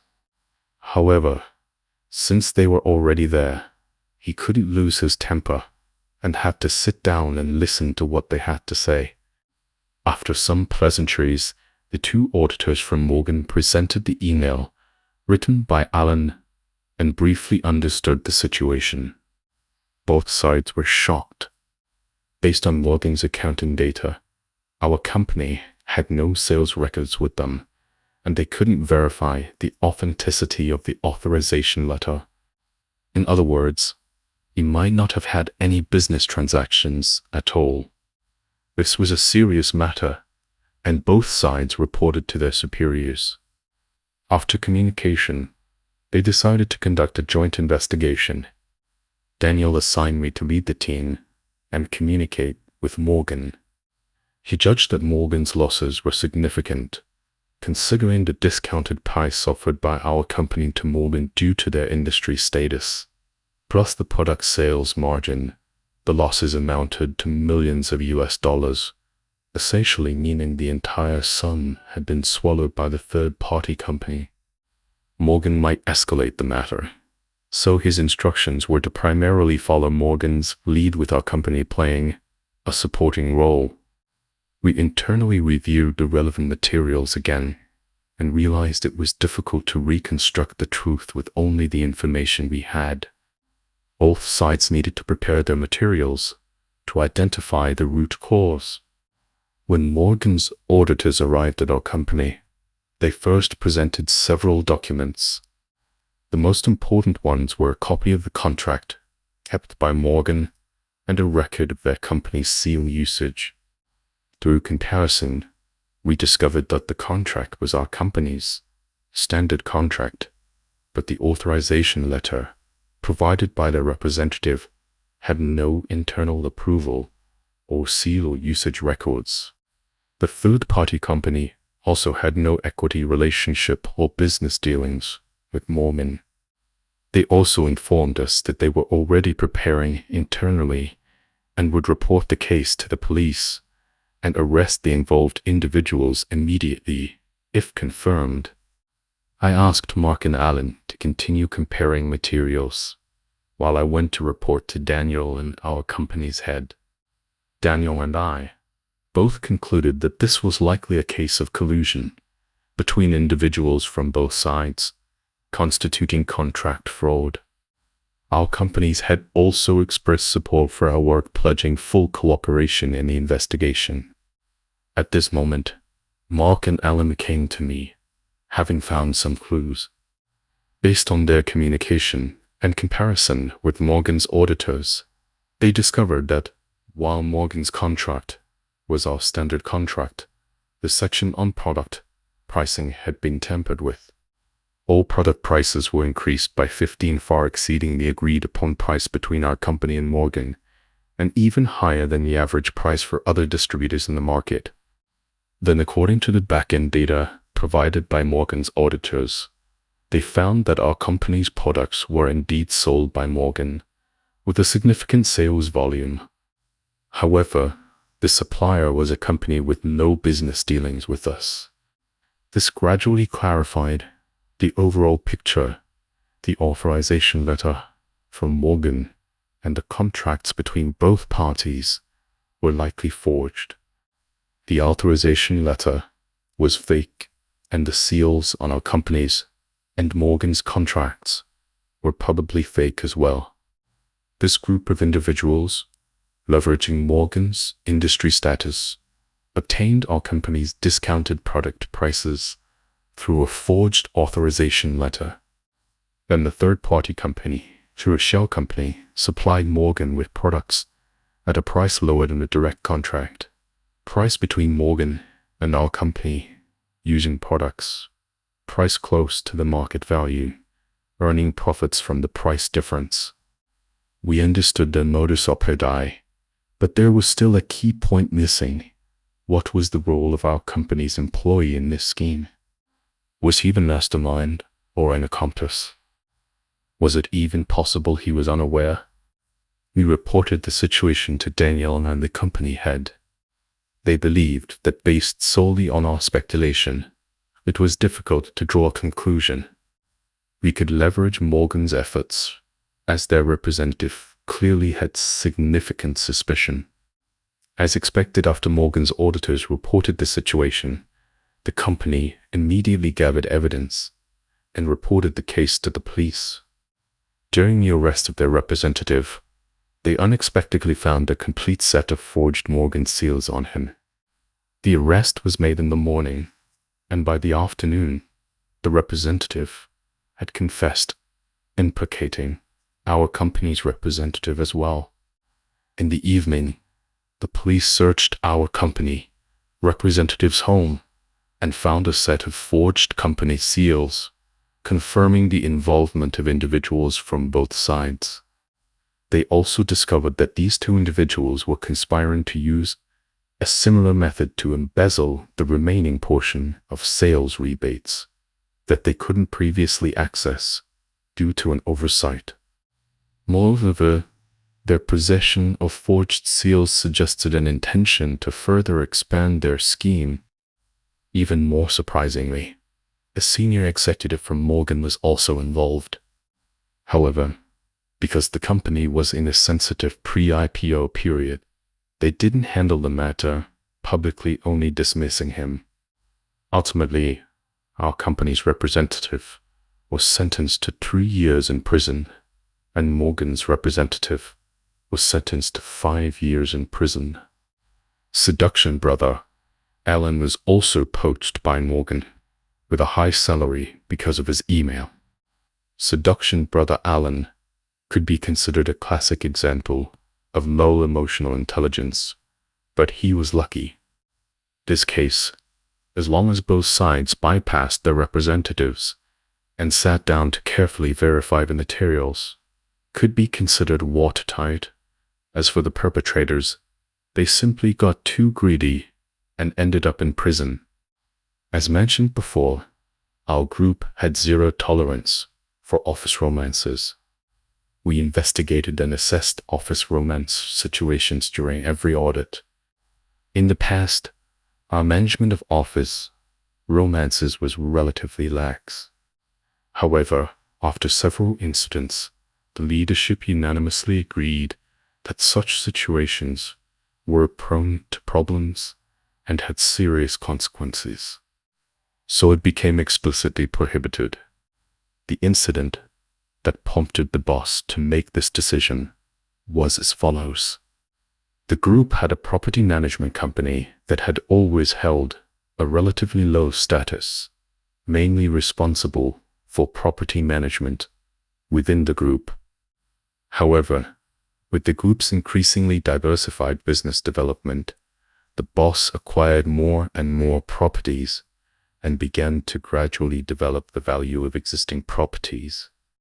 Gradually, the property management company grew, expanding its business scope from traditional internal services to new areas like property leasing. However, because the property company had been underperforming for a long time, and its head was the type who was just waiting for retirement, the boss felt he wasn't suitable for their future development plans. So he parachuted in 2 deputy directors, a man named Brian with an operations management background, primarily responsible for the company's internal operations and management, and a woman named Anna with a business development background, primarily responsible for client acquisition and service. They came from different companies, one focusing internally, the other externally, and weren't familiar with each other before. Meanwhile, the boss declared that not only did he expect them to cooperate well, but also that whoever performed better after a period of evaluation would be promoted to general manager of the property management company. During that time, the property company reported a series of successes, seemingly thriving. However, there was no interaction with our compliance department. The only encounter involved an important guest whose car was parked in the parking lot overnight, only to have its windows smashed and valuables stolen.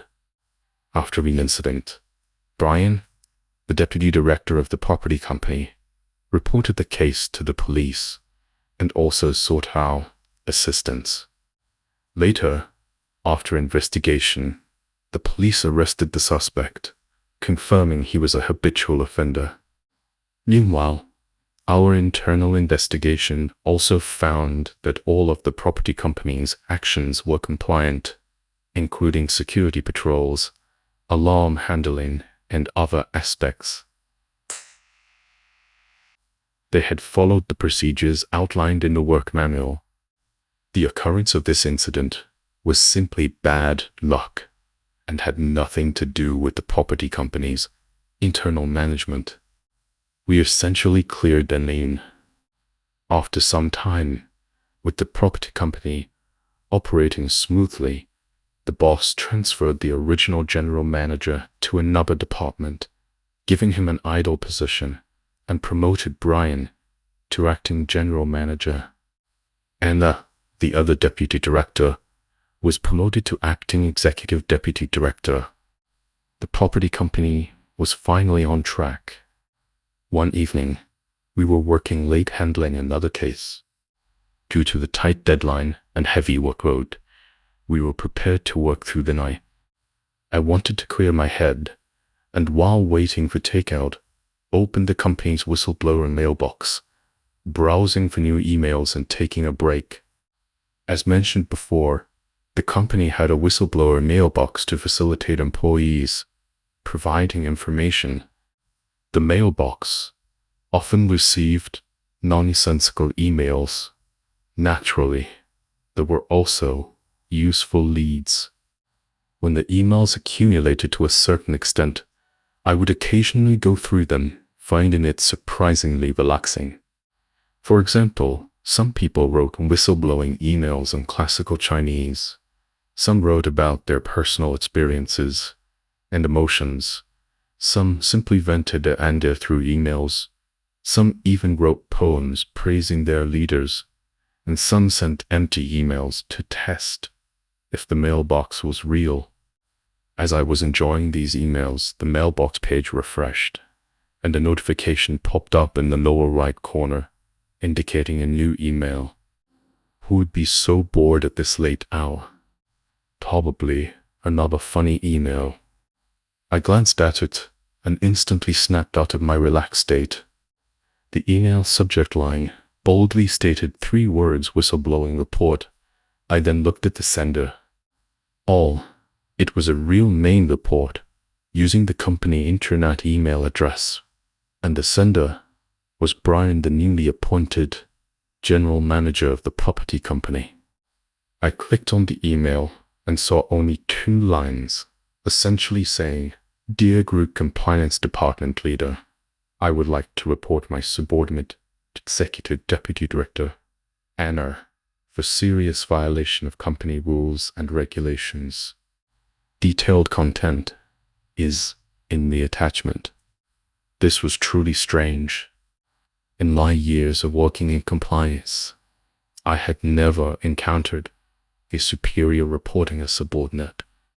This completely defied normal logic. After all, superiors had some degree of authority over their subordinates. Brian had just been promoted to general manager at the peak of his power. Although he didn't have veto power over the executive deputy director's appointment or dismissal, he could easily suppress Anna in administrative personnel and financial matters. At the very least, he could seek help from the group's line management leaders. Why would he send a whistleblowing email? Wasn't this exposing his weakness? Was he drunk and writing nonsense?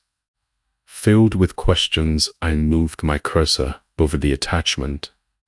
The file was long, and the file extension wasn't clear. I thought, could it be a virus? Directly opening it seemed risky. Better save it first. Then I realized the attachment consisted of several audio files. I carefully examined the file, naming convention, and guessed they were probably mobile phone recordings. I downloaded the files to my computer and realized they were quite large. I opened the first file. The sound was faint, the background noisy, making it difficult to understand the content. It sounded like it was recorded at a dinner table. Was Brian drunk and messing with us? I opened the second file. It sounded like a social gathering with voices of both men and women. It also seemed to be recorded at a dinner table with a mobile phone. Not very clear. I opened the third file. This one had clear audio with a man and a woman arguing. The content was mainly the man complaining about the woman being too unrestrained during the gathering, a hint of jealousy in his tone. I opened the fourth file. The argument was even more heated, with the man directly threatening to report the woman for fabricating business transactions. I hadn't interacted with Brian, but I guessed this recording was likely made by him. I listened to it again, organizing my thoughts. The woman was likely Anna, and they were in a relationship. During the social gathering, Brian became jealous, and they argued. Brian recorded the argument, threatened Anna, and then pretended to send a whistleblowing email, or perhaps intended to actually send it and then retract it. Otherwise, it was impossible to explain this strange act of a superior reporting a subordinate. I went to Daniel with my questions.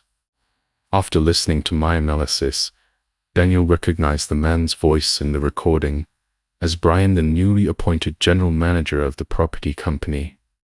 So the woman's voice was likely, and I shared my judgment with Daniel, who agreed the logic was sound. He believed Brian and Anna were quarreling.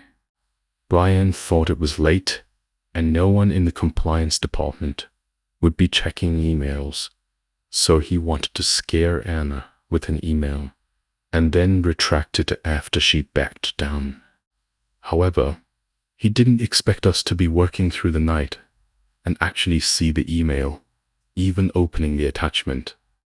Once the email was opened, it couldn't be retracted. Both Brian and Anna must be regretting it now. Daniel decided not to rush things. We would finish the case at hand first and put this matter aside, waiting for them to let their guard down before making a surprise move and conducting a special audit of the property company. After some time, we finished the case at hand. During this period, the mailbox remained silent. We didn't receive any email from Brian explaining the incident or any other whistleblowing reports about the property company.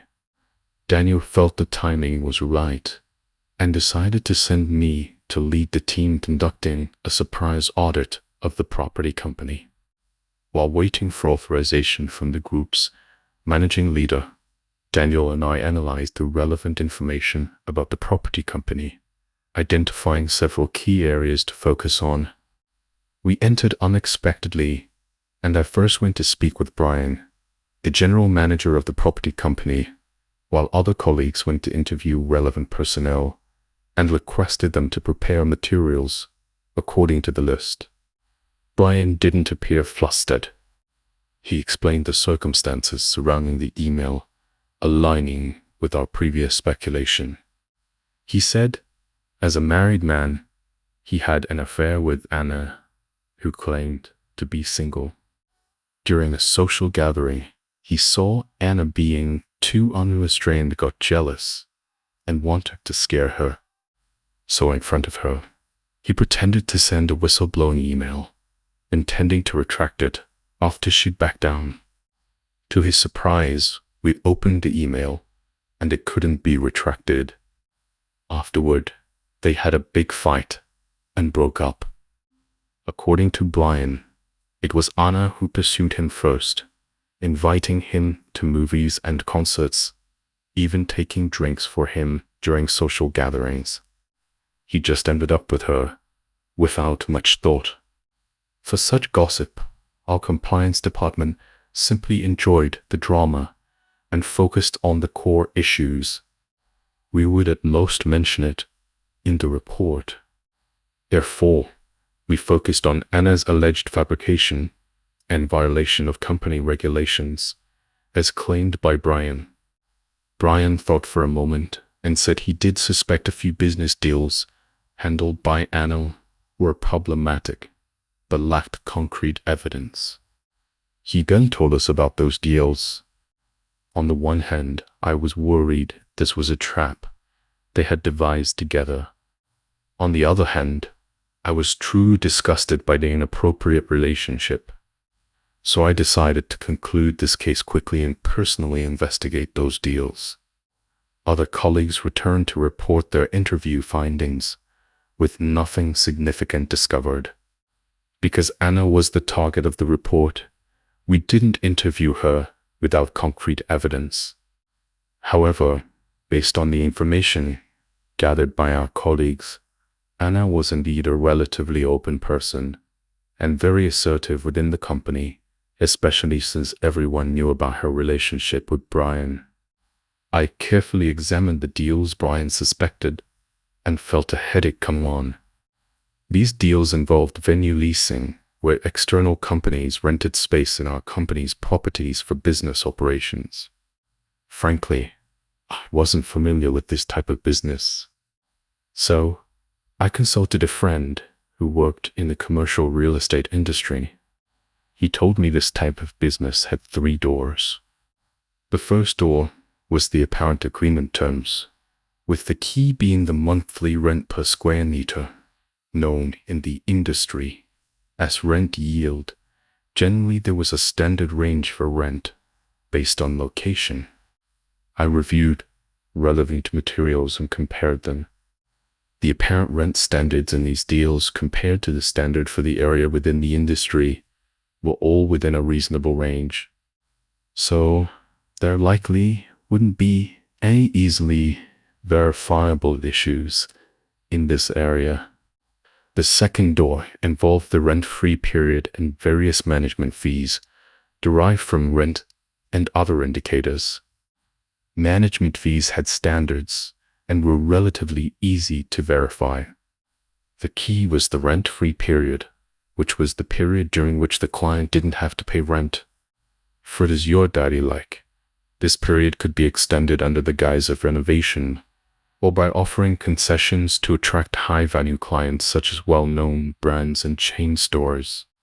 Anna, the executive deputy director, had the authority to decide on this, only needing approval from Brian, the general manager. I reviewed the contracts and found some had unusually long rent-free periods, requiring an explanation. The third door involved hidden practices used by more sophisticated players. For example, they would acquire desirable spaces through third-party companies and then sublet them to actual clients at a higher price. Or they would directly lease the space using a third-party company, operate themselves, and then transfer the store at a high price after the business thrived. There were numerous such tactics. In those days before business registration information was integrated online, such practices were the most difficult to investigate. A rather clumsy method was to physically visit each tenant and check their business licenses against the contract. However, because tenants were scattered across different locations, this method was challenging to implement. I reported the situation to Daniel, who coordinated internal resources and arranged for personnel to conduct on-site investigations to see if there were any subletting activities. I continued to follow up on contracts with unusual rent-free periods and spoke with Brian and the person in charge. I found that although there were some flaws in the contracts, overall they were within an acceptable range. At this point, Daniel told me that the on-site investigation hadn't revealed any obvious subletting activities. They would continue monitoring to determine the actual tenants behind these stores. Could it be that there were no problems? Or were they hidden too well? I spent the afternoon reviewing materials, but to no avail. A colleague knocked on the door, inviting me to dinner. Although I had no appetite, as the saying goes, food is the fuel of the body. There was a 3-story shopping mall next to the property company, owned by our group and considered bustling in the local area. There were many restaurants on the 2nd and 3rd floors. We chose a restaurant with many customers, planning to try local specialties. I was browsing a menu and noticed the word 6-year-old restaurant printed on it. Suddenly, I realized where the problem lay. Brian, the general manager, had only recently taken office. Typically, new leaders wouldn't immediately start making moves. They would first familiarize themselves with the situation, plan their strategy, and then act. Moreover, the whistleblowing email was likely sent by Brian impulsively. It couldn't be said to be entirely false, but it misled us. This unusual act of a superior reporting a subordinate was attention grabbing, making us think the incident occurred during Brian's tenure as general manager. It wasn't until I saw the word 6-year-old restaurant that I realized another possibility. Anna might have had an affair with the former general manager when she was transferred to the property company as deputy director. Before Brian took office, she had already completed everything. She might have only gotten involved with Brian to better control the situation. Once this idea clicked, things became easier. I asked our colleagues to contact the property company's liaison and requested all contracts handled by the former general manager within the past 3 years, preparing to re-examine them the next day. Sure enough, while reviewing the contracts approved by the former general manager 2 years ago, besides normal lease agreements, we found a batch of supplementary agreements separately submitted by Anna's team for approval, involving rent-free periods and renovation subsidies for several specific tenants. The approval justification was that these tenants were well-known chain brands, and these special preferential policies were offered to enhance the property's reputation. The renovation subsidies alone amounted to hundreds of thousands of US dollars, totaling nearly $2 million US dollars. We further investigated these tenants who signed the contracts and discovered they were essentially engaging in bait and switch tactics. They were all subtenants, meaning they took the rent, free periods and renovation subsidies worth $2 million US dollars, sublet the stores to others, and earned an additional transfer fee on top of the $2 million US dollars. I reported the findings to Daniel, who suggested I talk to Brian and let the property company report the case to the police. I showed Brian the relevant materials and evidence. He had probably already guessed the outcome and wasn't particularly agitated.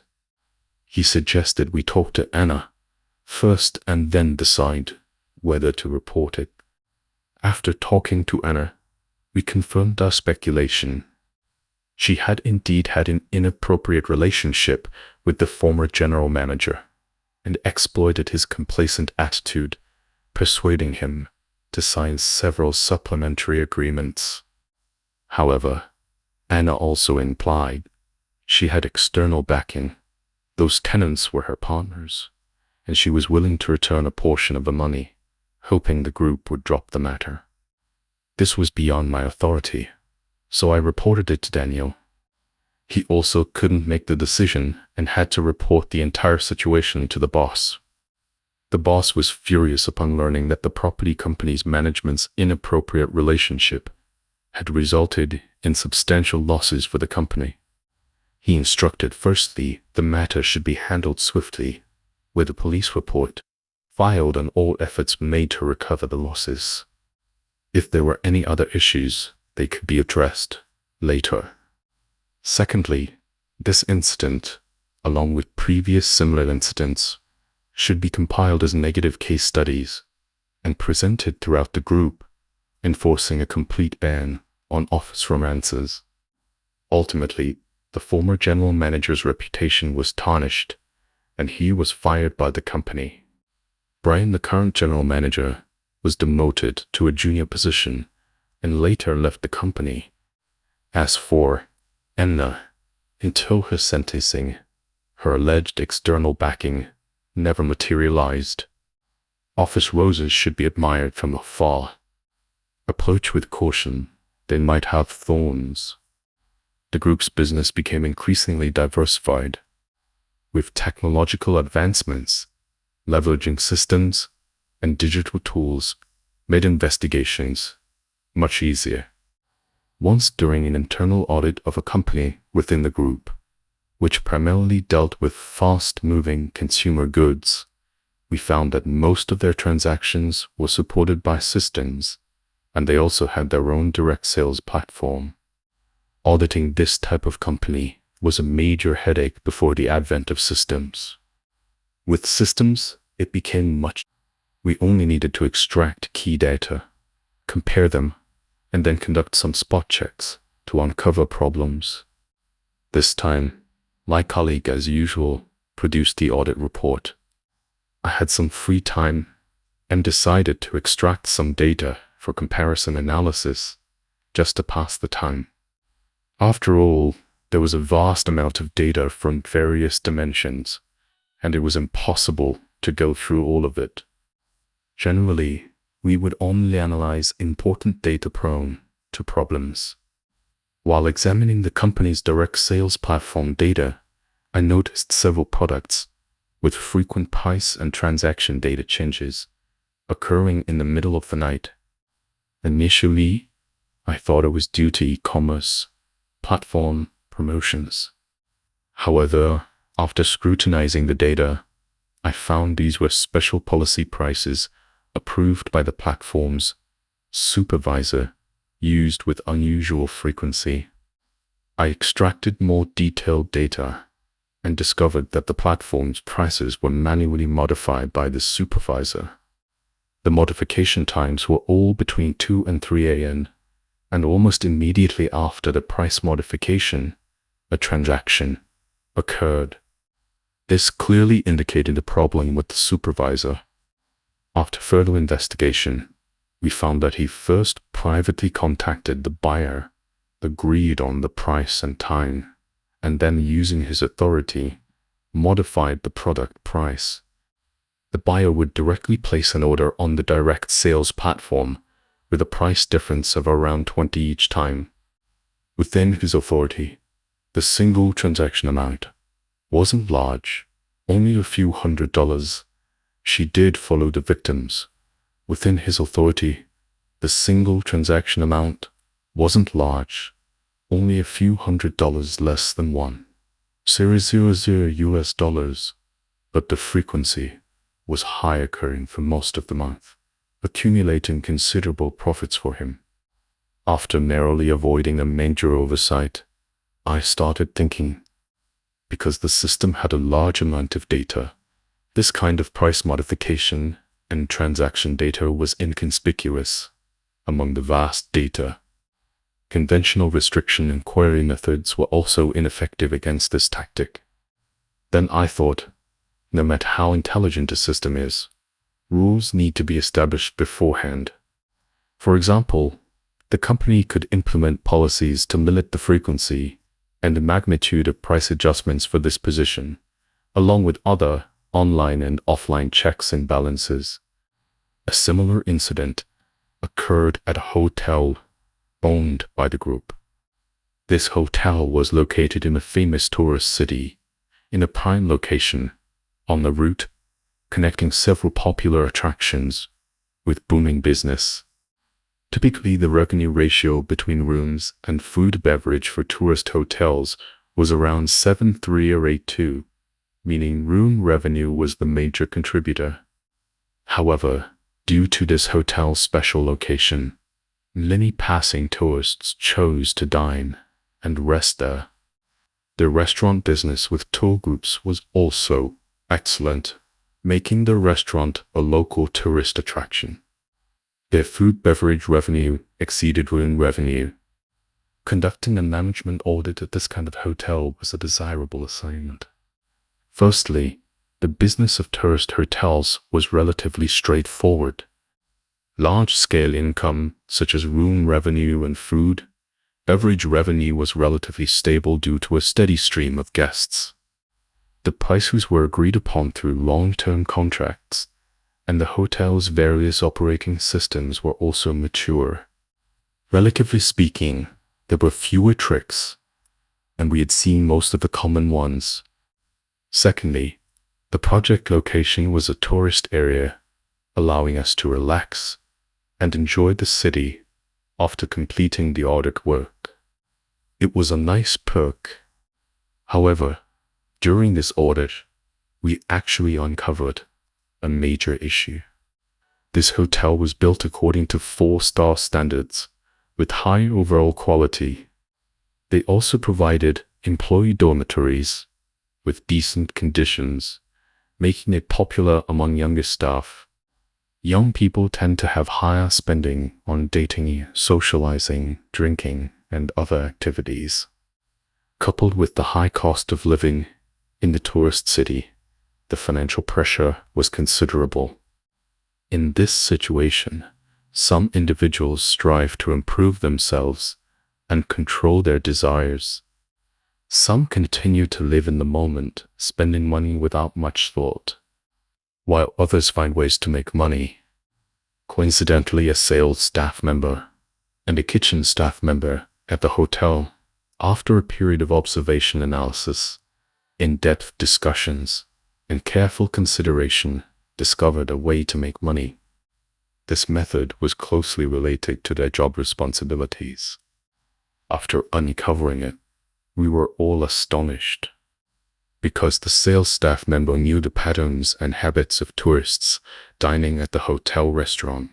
For example, Tuesdays and Saturdays were mainly tour groups from travel agencies in Guangdong. Wednesdays and Thursdays were mainly tour groups from Sichuan, Chongqing, and Dijon, while Fridays and Sundays were mainly tourists from the northwest and northeast regions.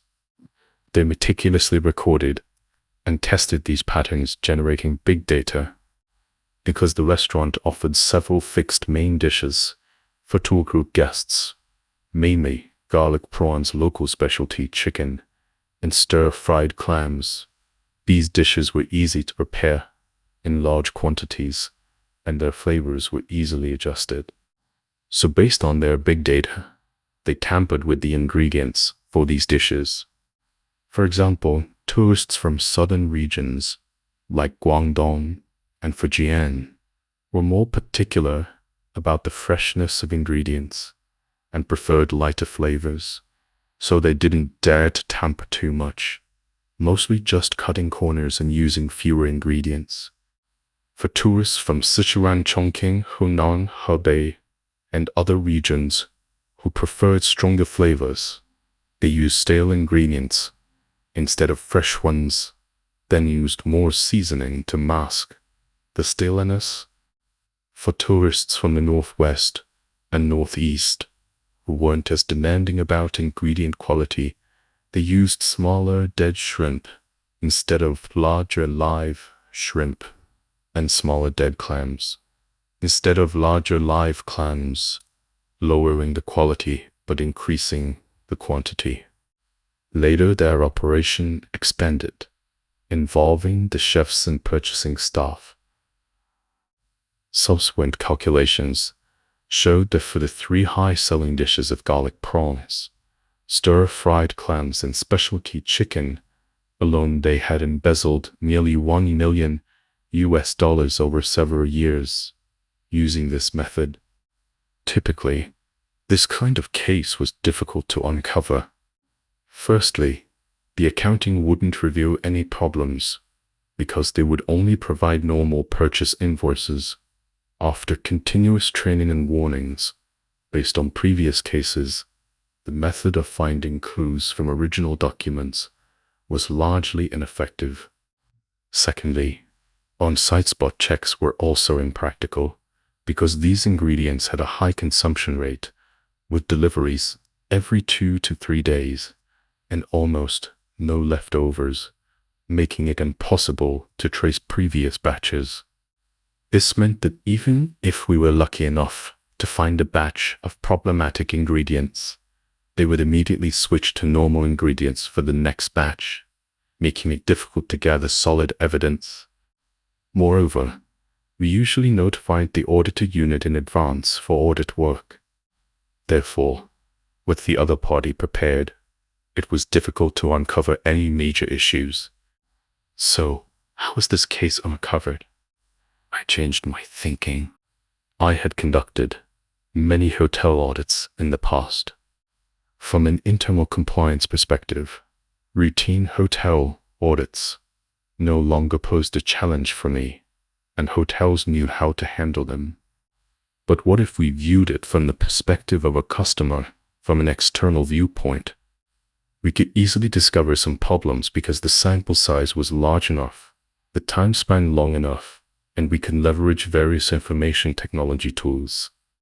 For example, on hotel booking websites, we could see genuine customer reviews of the entire hotel experience, from check-in to room cleaning and check-out.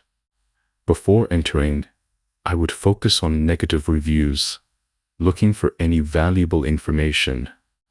If there were concentrated customer complaints about certain issues, it indicated potential management risks in related areas. I discovered the problem at this hotel's restaurant on a review website. The hotel's restaurant was divided into 2 sections.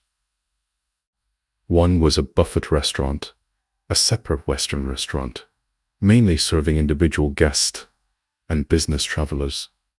The online reviews for this section didn't offer any valuable information. The other section was a Chinese restaurant, mainly serving 2 group guests. The online reviews were overwhelmingly negative, with many customers complaining about stale ingredients, small portions, and excessive seasoning. Actually, simply by carefully reading these reviews, the problem became apparent. However, because the hotel's manager had a professional background, he was meticulous about room service, and the buffet neglecting this type of high-volume, low-price group meal service. So the management in this area was somewhat lax. Therefore, after entering the hotel, the food beverage business, especially the group meal service, became our primary focus. I adopted a two-step approach. The first step was to arrange for colleagues to collect and organize online review information. Then, under the group's name, we contacted users who left prominent negative reviews, with pictures and videos, offering small gifts or coupons in exchange for valuable textual, photographic, and video materials. We then summarized and analyzed these materials, identifying the problematic areas and scope. With these materials, the second step involved analysis and simulation. We roughly determined that the problem most likely originated in the kitchen. Although we knew where the problem was, we didn't have any specific target. We could only rely on experience, even casting a wide net and hoping for the best. Initially, we planned to interview all kitchen staff, but after careful consideration, I felt it wasn't appropriate and might alert the perpetrators. Then I thought of a clumsy method.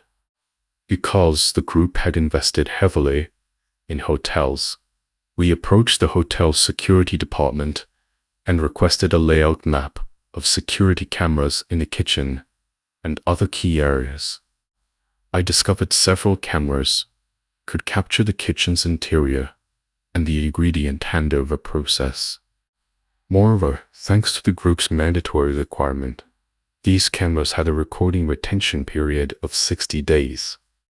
The next step was to review the recordings. I requested additional personnel from Daniel, focusing on recordings from a few days before and after the meals of customers who left negative reviews. To our surprise, we actually found a lead. The kitchen staff member probably didn't expect us to use this clumsy method of reviewing security footage.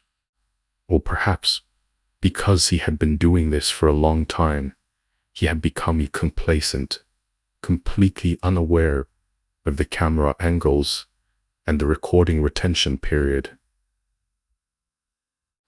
We discovered that when receiving deliveries from the supplier, besides accepting cigarettes from the supplier, he also received an envelope every week or so. We further investigated this employee and found he had a close relationship with the sales staff member, sharing his dormitory. Moreover, we took advantage of their working hours to inspect their dormitory and found many expensive items beyond their income level. However, leveraging external resources had a major drawback. We didn't know how many people within the company were involved. Was this kitchen staff member just a low-level operative?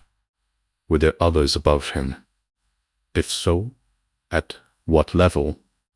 Supervisor, manager, director, or even the general manager? This question troubled us greatly. I reported the situation to Daniel, who discussed it with the group headquarters HR department. It was decided that an administrative manager from the group headquarters would be sent to the hotel, supervising the hotel general manager and the administration department in reporting the case to the police. During the next delivery, we apprehended the kitchen staff member on the spot. We found a stack of $100 bills in the envelope he was carrying. Caught red-handed, he completely broke down, confessing everything between sobs, even identifying his accomplice. Later, he confessed to all the details. In the end, the hotel's general manager was transferred, The Chinese restaurant staff underwent a major reshuffle, and the mastermind and accomplices all received due punishment. After the case, I kept reflecting. Information technology could indeed help companies improve efficiency, but as compliance professionals, we needed to effectively extract and analyze data, assess the rationality of company policies, and always remember that tools are meant to serve people. Tools themselves are neither good nor bad. The key lies in the individuals using them. During their development, companies inevitably experience highs and lows. The only thing driving companies to continue surviving and developing is innovation.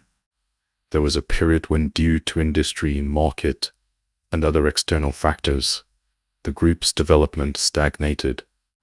Revenue growth stalled, and expansion speed and scale were severely limited. At this time, the boss and the group leadership were eager to find new growth points, hoping to break the deadlock through innovation. On the other hand, they started to seek efficiency through management. One measure the boss considered crucial was requiring all second-tier groups and subsidiaries to inventory their assets and find ways to revitalize them, especially idle assets. Then, after completing their asset inventory, a large second-tier group within the group proposed several suggestions. One was that because their group had many subsidiaries with large business operations and frequent reception tasks, they had many reception vehicles among their idle assets. These vehicles either had high mileage or were nearing the end of their useful life, with little remaining depreciation value. Although they were still well maintained, their usage frequency was low for various reasons. They suggested selling these vehicles to employees, recouping some funds for the group. The boss highly praised this suggestion because other asset disposal plans required certain preconditions and time, while this suggestion sounded simple and could benefit employees. So the boss approved it and forwarded the suggestion to all other second-tier groups, urging them to implement it quickly and achieve results. For the boss, this was a small, innovative measure. However, this small innovation almost ruined a subsidiary company. It was supposed to be a good thing, but this company encountered major trouble simply because of disposing of a single vehicle. The incident alarmed the group leadership and almost led to the group being uprooted from the local area. This company sold a reception vehicle to an employee. According to regulations, administrative staff and the employee receiving the vehicle should handle the transfer procedures together. Because before the transfer, the vehicle was still company property, it should have been driven by administrative staff or a driver. However, this time, the employee requested to familiarize himself with the vehicle condition beforehand. The administrative staff agreed and let him drive while sitting in the passenger seat, thinking that being in the car together shouldn't pose any problems. However, due to unfamiliarity with the vehicle, the employee had a collision with a man riding a bicycle on the road. The man was furious and demanded compensation. Our stance was that the company had insurance for the vehicle, and they could go through the insurance claim process. There was no need for a private settlement. Seeing that he wouldn't gain anything, the man rushed to the driver's seat and snatched the dashcam. Because the dashcam wasn't worth much, and there were no obvious collision marks on the vehicle, neither of them took this incident seriously and proceeded with the transfer procedures. The subsequent development of this incident was completely unexpected. A few months later, the head of this subsidiary was summoned by the local police for T-note that he wasn't invited, indicating the severity of the matter. Upon arrival, he learned that the local police were investigating an email extortion case. The suspect, armed with photos, had sent anonymous emails to various leaders, claiming he had discovered some of their unsavory activities, as shown in the photos, and demanding money to prevent the photos from being exposed. After investigation, the police found that most of the photos were taken in high-consumption venues, like hotels and TTVs. The photos showed individuals getting out of the back seats of cars, with a few showing individuals retrieving bags from car trunks. The faces in the photos were unclear, likely extracted from videos, but the license plates in most photos belonged to vehicles owned by this subsidiary company. The police demanded an explanation from the company head within 48 hours, terrifying him on the spot. Upon returning, he quickly reported the situation to the group leadership and initiated an internal investigation. The group leadership was also nervous, instructing the group's HR and compliance departments to fully participate and assist in the investigation. The boss said that if this matter wasn't handled properly, their hard-earned foundation in the local area would be ruined. During the internal company investigation, the HR department first discovered the clue. They found that these photos, or rather screenshots, were very similar to the footage captured by the company's uniformly purchased dashcams. They then checked the vehicle usage records and existing dashcams and realized the photos likely came from the dashcam of the disposed vehicle. They located the administrative staff member who accompanied the employee and the employee who received the vehicle. After learning the whereabouts of the dashcam, the company head sighed in relief. He, along with personnel from the group's HR and compliance departments, prepared a detailed explanation, confirming the wording, and then took the two employees to explain the situation. Finally, the truth was revealed. The man who snatched the dashcam had noticed that although the car that hit him was an older model, its license plate was special, a repeating number. This sparked a wicked idea. He thought the car owner must have connections with leaders, and extracted the videos from the dashcam, finding a few clips with suggestive scenes, taking screenshots and then sending them to various leaders, hoping to extort money, and as a form of revenge. He didn't expect that his actions would create a major problem for the local police and serve as a wake-up call for our company.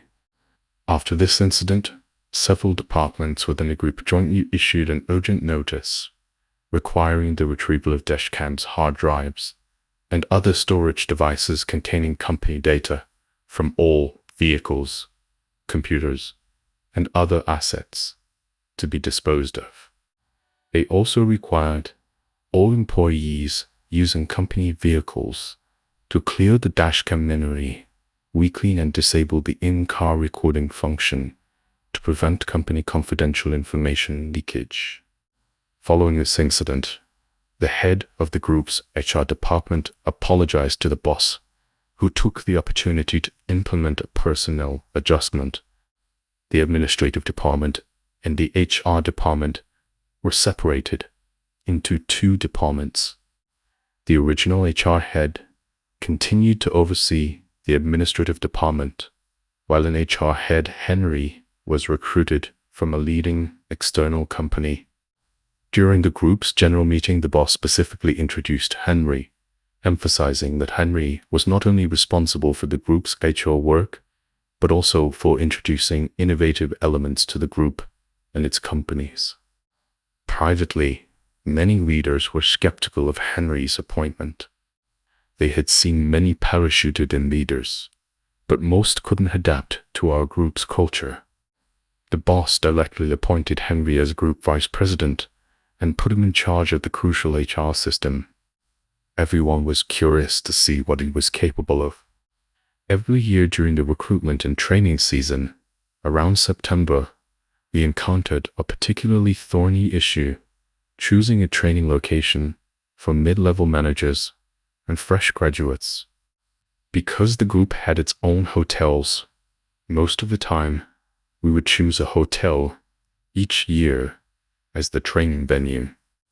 However, because these hotels were all high-star hotels, and the training duration was around a week, we often clashed with other conferences hosted by the hotel. Our internal training had a limited budget, and the price we offered to the hotel wasn't high, making them reluctant to accommodate us. Choosing an external training venue not only meant higher costs, but also a lengthy bidding process. Moreover, it was difficult to satisfy everyone's preferences. We raised this issue during a group meeting, and the boss asked Henry to make the decision. Henry's solution impressed us all. He proposed a location we had never considered before, a cruise ship. After taking the boss and the group's senior management on a cruise trip, the boss was full of praise. After understanding the cruise's pricing system, the boss decided that future training for mid-level and senior managers, as well as fresh graduates, would be conducted on cruise ships. Initially, we thought this was a fleshy and impractical plan, and the pricing would certainly be opaque. However, the bidding process went surprisingly smoothly. At the time, there were only a few cruise ships docked in the country. Cruise travel wasn't popular. In China, the market hadn't taken off, and September was the off-season. So several cruise companies offered very competitive prices, much lower than we anticipated. The round-trip fare plus 5 days and 4 nights on the ship was even lower than the package price offered by the group's internal hotels. After comparing various indicators, we were astonished to find that the price was incredibly low. The ship fare even included 5 meals per day. Just the lunch and dinner buffets alone would cost $120 per person per day at the group's hotels, but the cruise ship included them in the fare. Moreover, the cruise ship had various performances, entertainment facilities, and other amenities. Since our group was large, we could use their theater as a meeting room during the day for free and visit the cities where the ship docked. The only slight disadvantage compared to hotels was the need to handle some paperwork and have passports. However, this wasn't a problem for us. Before finalizing the plan, Henry presented other advantages of using a cruise ship as a training venue. For example, once the ship reached international waters, there was basically no phone signal, forcing the trainees to focus on the lessons. Also, the cruise ship had duty-free shops, performance venues, and casinos, catering to the needs of employees at different levels. We were all eager to finalize the plan and experience the cruise. After the plan was finalized, we reported to the boss, who was delighted. He felt this method was innovative and cost-effective, far superior to the traditional 5-day closed training at hotels. He approved the plan without hesitation. I, as one of the first batch of trainers to participate in the cruise ship training, also benefited from it. After boarding the cruise ship, I genuinely felt it was a good choice. I analyzed the pros and cons of the plan in my mind. Firstly, the pricing was transparent, the terms clear, and the exclusivity was high. Secondly, the customer experience was excellent. The relatively closed and independent space also made the entire process more manageable, unlike some previous training plans that were essentially disguised vacations. Thirdly, because trainers and trainees, or rather, readers and new employees, participated in the training throughout the journey. It fostered mutual understanding. Naturally, the plan also had some drawbacks. The paperwork was somewhat troublesome. Some people got sick when encountering rough seas, and there were more temptations potentially leading to problems. An incident did occur during the trip, not a major one, but it made us admire Henry's capabilities. When the cruise ship was in international waters, there were adult shows in the evening, and the casino would open.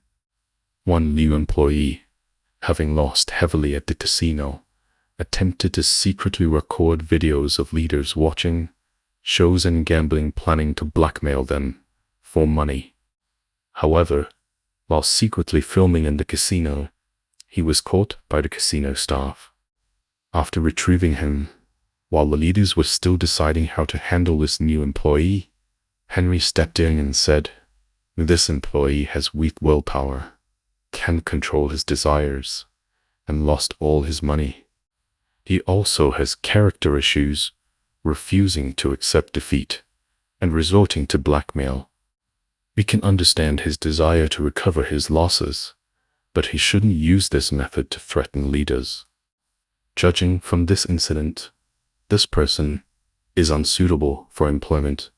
Initially, everyone hesitated, wondering if he deserved a second chance. After Henry's remarks, everyone agreed with his assessment.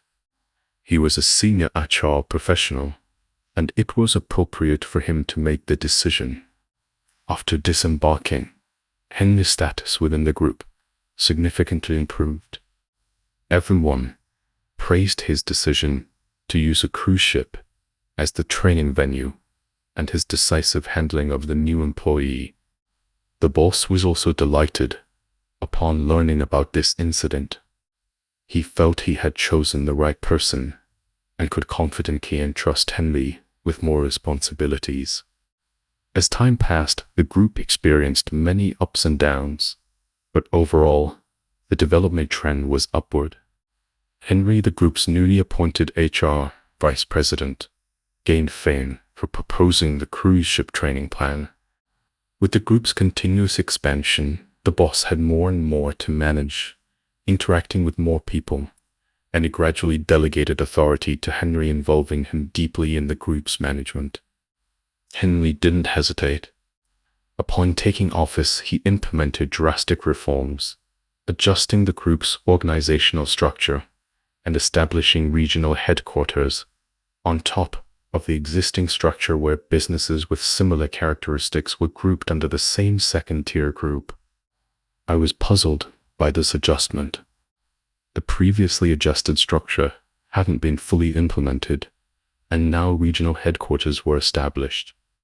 What was the relationship between regional headquarters and second-tier groups? Who reported to whom?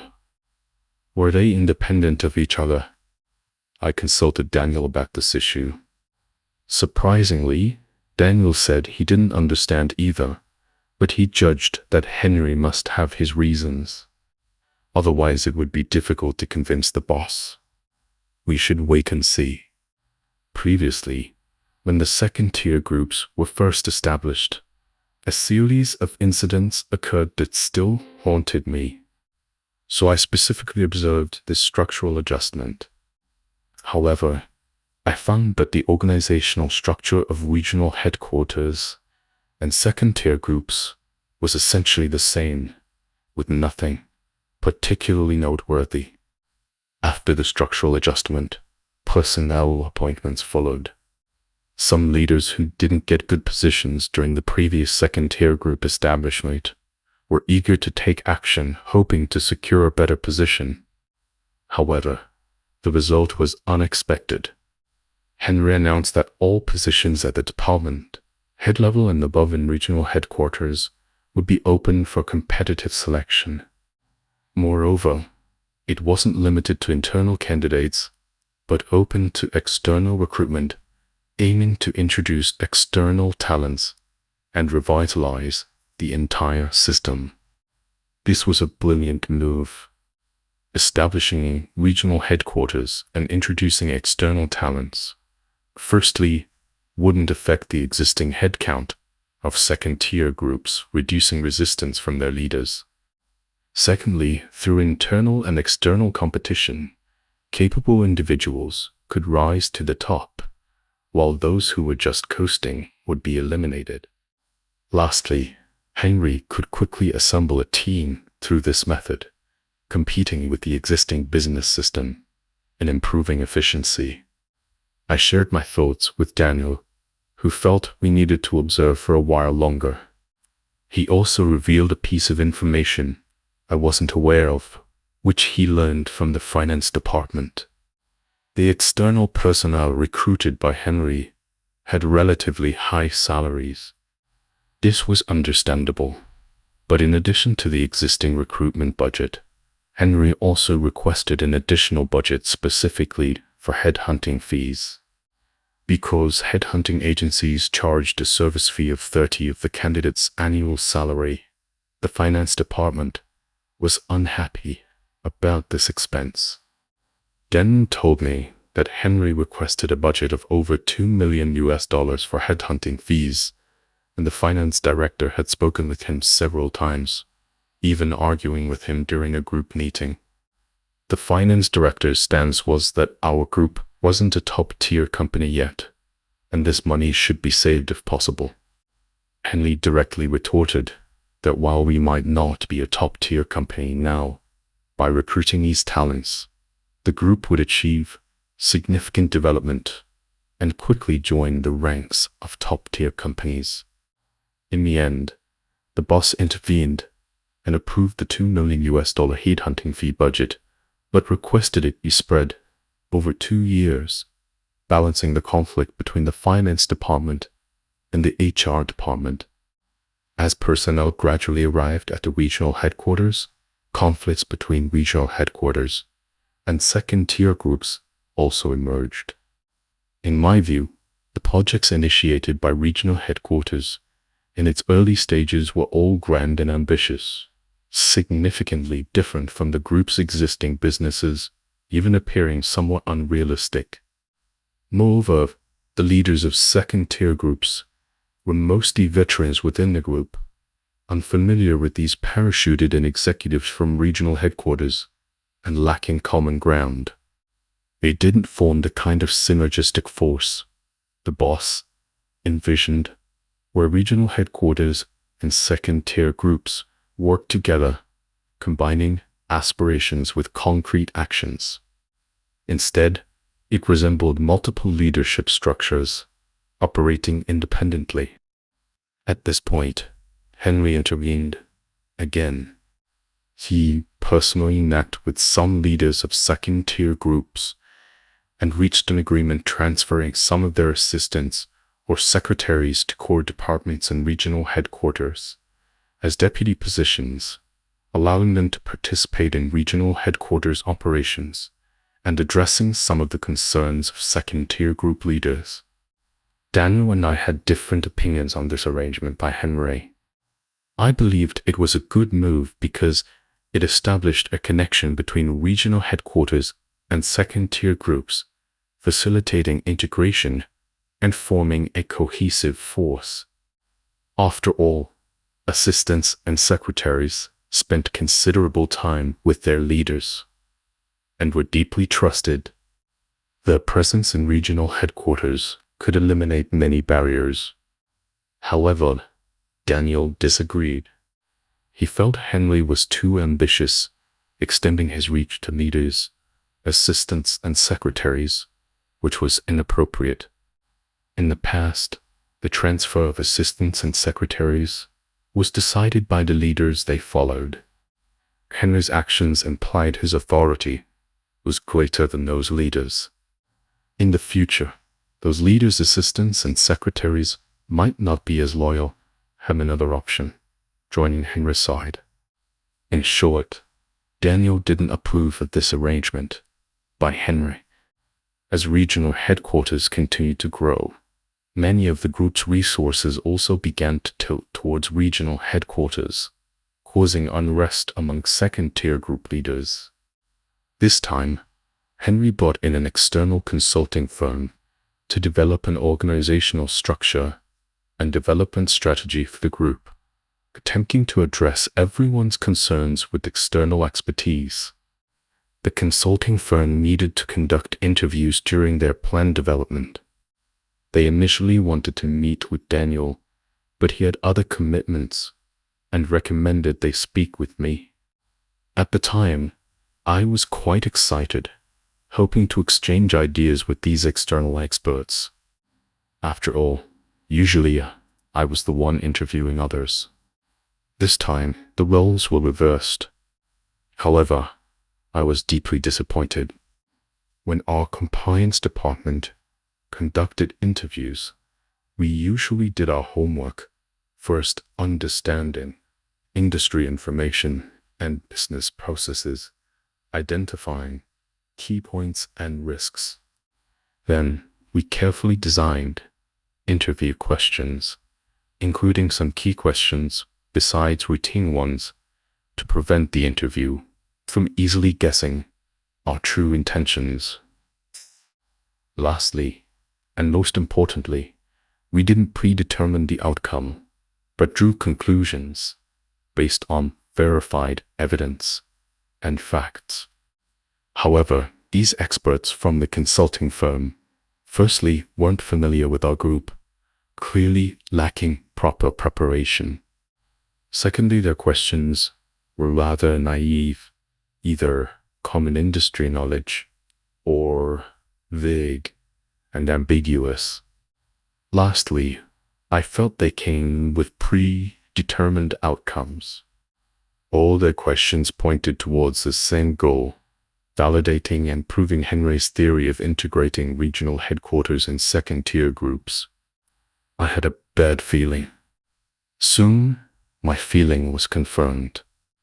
The boss was dissatisfied with the first draft of the organizational structure and development strategy report submitted by the external consulting firm. He felt the plan was too abstract, impractical, and didn't clearly explain how the group would seek efficiency through management in its future development. Later, I heard that the strategic plan cost the company a lot of money and underwent many revisions, but the boss remained unhappy.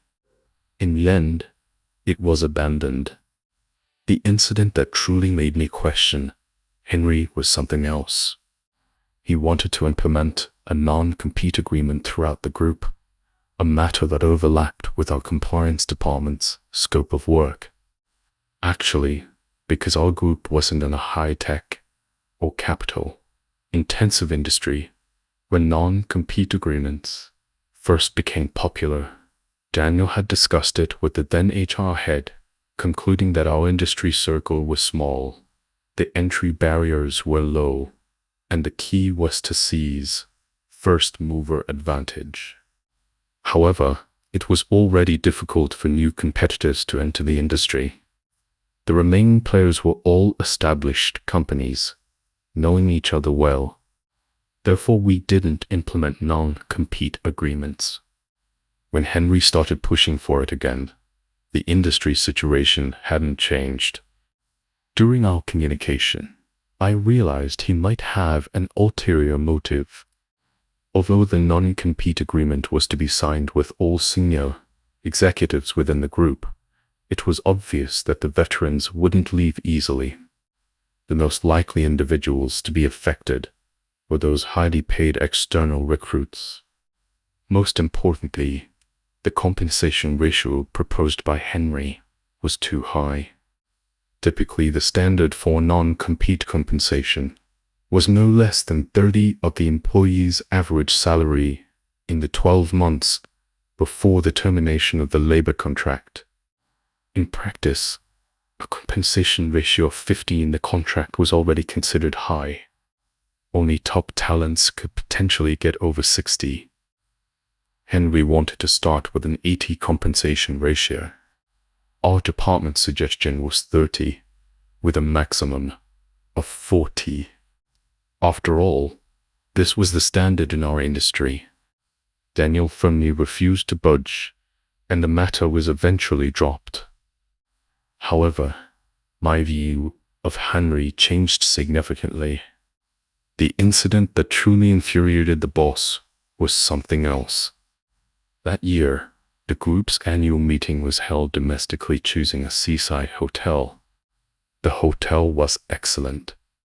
Although it was quite old, its hardware and software were up to date. On the contrary, the entire hotel had a sense of history and grandeur. Unexpectedly, on the first night, an incident occurred that enraged the boss. On the first evening, the group's senior management had dinner together. After several rounds of drinks, the boss got drunk and was carried back to his room by his assistant and several other executives. The next morning, the boss's assistant waited outside the suite for the boss to wake up. Suddenly, the boss roared, calling him into the room. The assistant entered and saw that at some point, the ceiling had started leaking, water dripping onto the boss's face, waking him up. The assistant quickly called for hotel staff, who were also shocked, claiming they had never encountered such a situation before and apologizing profusely. They promised to arrange for immediate repairs and a room change for the boss. The group's administrative director also rushed over to help. However, after checking room availability, the hotel said there were no vacant suites at the moment. The administrative director repeatedly insisted, emphasizing the boss's status. But the hotel insisted it couldn't do anything. They explained that the hotel only had 2 top-tier suites, both booked by our group, and hoped we could coordinate internally. The hotel was willing to waive all charges for both suites and offer a discount on the total bill. The administrative director was confused because he didn't remember booking 2 suites. Moreover, the group had a policy that only the boss could stay in a suite. Other executives could only stay in single rooms on the executive floor, even during the annual meeting. He took the hotel manager to the door of the other suite, demanding the manager open the door. He wanted to inspect the room and have it prepared. The hotel manager knocked on the door and called out several times, but there was no response. The administrative director kept urging him, saying since it's a room booked by our group, no one is more important than the boss. Open the door immediately. We need to prepare the room. Under the administrative director's persistent demands, the hotel manager reluctantly opened the door. The administrative director rushed into the room first and found no one there. He composed himself and observed carefully, noticing that this suite was larger than the boss's and located on the floor above. Feeling anxious, he opened all the doors to check the rooms. When he opened the bathroom door, he was met with a shocking sight. Henry and several women were taking a bath inside. After retreating from the bathroom, the administrative director examined the room again and realized the bathroom where Henry was bathing was directly above the bedroom of the boss's suite. In other words, the water that woke up the boss early in the morning dripped down from Henry's bathroom on the floor above. Subsequent investigation by the administrative department revealed that Henry was responsible for arranging hotel rooms for the group's annual meeting. Although the hotel didn't specifically label the suite room numbers, Henry, as one of the organizers, had visited the hotel beforehand to inspect the venue. The hotel also provided detailed room information to the staff responsible for room arrangements. Therefore, it was difficult to claim that Henry's arrangement was unintentional. The boss maintained a sullen expression throughout the annual meeting. After returning to the company, he personally instructed Daniel to thoroughly investigate all regional headquarters under Henry's responsibility and uncover their true situation. Daniel accepted the task and after meticulous planning and arrangements, took us on the journey. Our first stop was the North China headquarters, which boasted the best performance on paper. The budgeted figures looked good, with revenue exceeding the target, and while profit was slightly lower than the budget, after carefully analyzing the 3 financial statements, we discovered significant exaggeration. We didn't even need to conduct interviews. Simply by reviewing a few major contracts, the problems became apparent. To make their performance look good, they had actually used millions of dollars of company funds, transferring it between several shell companies, playing a trick of inflating revenue. After removing the exaggeration, we found that the North China headquarters had inflated nearly $100 million in revenue over a year. To cover up the taxes generated by this inflated revenue, they also transferred profits from other businesses.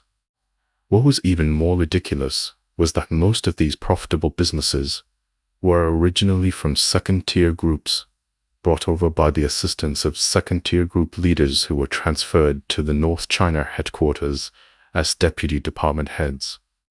Another infuriating incident was that, because the boss wanted the newly established regional headquarters to achieve rapid results and had granted them a 2-year loss allowance, the North China headquarters year-end bonus plan was calculated based on a ratio of 80 revenue and 20 profit. This meant that even with excessive losses, it could still receive high year-end bonuses by significantly inflating revenue. These people are shameless, Daniel exclaimed angrily. Daniel briefly summarized the situation, preparing to report to the boss. Then he received a call from the group's administrative director, who inquired about the progress of Daniel's investigation. Only then did I realize the boss had arranged multiple lines of investigation, and the previously sidelined administrative director was also investigating this matter. After hanging up the phone, Daniel told me there was no need for further investigation. We just needed to verify the data producer report and call it a day. He also told me that the administrative department had uncovered even more surprising findings. I was quite familiar with the main responsibilities of the group's administrative department. They were all routine tasks. What could be considered surprising? This mystery continued to puzzle me. As expected, Henry was dismissed, following strict procedures with no attempt to save face. Later, when Daniel and I reviewed the situation, we both agreed that Henry was indeed cunning, strategically planning every step. Firstly, he used his 3 trump cards, including the cruise ship training plan, to gain trust from leaders and new employees. Secondly, he presented a rosy picture to the boss, convincing him to establish regional headquarters, then used external recruitment to select candidates he could control, indirectly gaining control over the newly established companies. Meanwhile, he promoted assistants of second-tier group leaders to deputy positions in regional headquarters, driving a wedge between the assistants and their original leaders, establishing his own authority. Thirdly, he designed high non-compete compensation, securing a safety net for himself and his faction. Even if things went wrong, they could still receive income protection after leaving the group. There seems to be a missing link here. I asked Daniel. Then, how did he benefit? Daniel looked at me and said seriously, benefits take different forms in different people's eyes. Some people are greedy for money, like Alan and Kevin, in the cases we handled before. They are typical examples. Some crave power and control over others, like the cult leader, Michael at the resort. He even went down the wrong path for power. Some are driven by lust, like the 2 property company, general managers who had affairs with their female subordinates. Some believe in feng shui, like Howard, who opened a club to disrupt the boss's feng shui and later disappeared. As for Henry, he wanted everything. The group has its own OEA system and instant messaging tools, all developed by the group itself and managed by the IT department under the administrative department. Do you know what the administrative director discovered? Daniel asked. I shook my head. Our group's intranet was being monitored by their department.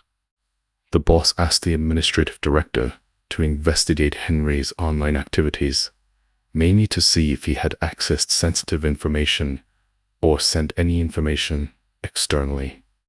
The administrative director discovered that many assistants personally arranged by Henry to work alongside second-tier group leaders would regularly use internal communication tools or the intranet mailbox to report to Henry on the leader's work updates and whereabouts. Daniel said, we finally understood. Henry controlled people, gathered information, and then, step by step, achieved his goals. Unfortunately, his ambition was too grand, his luck was terrible, and his abilities didn't match his ambition.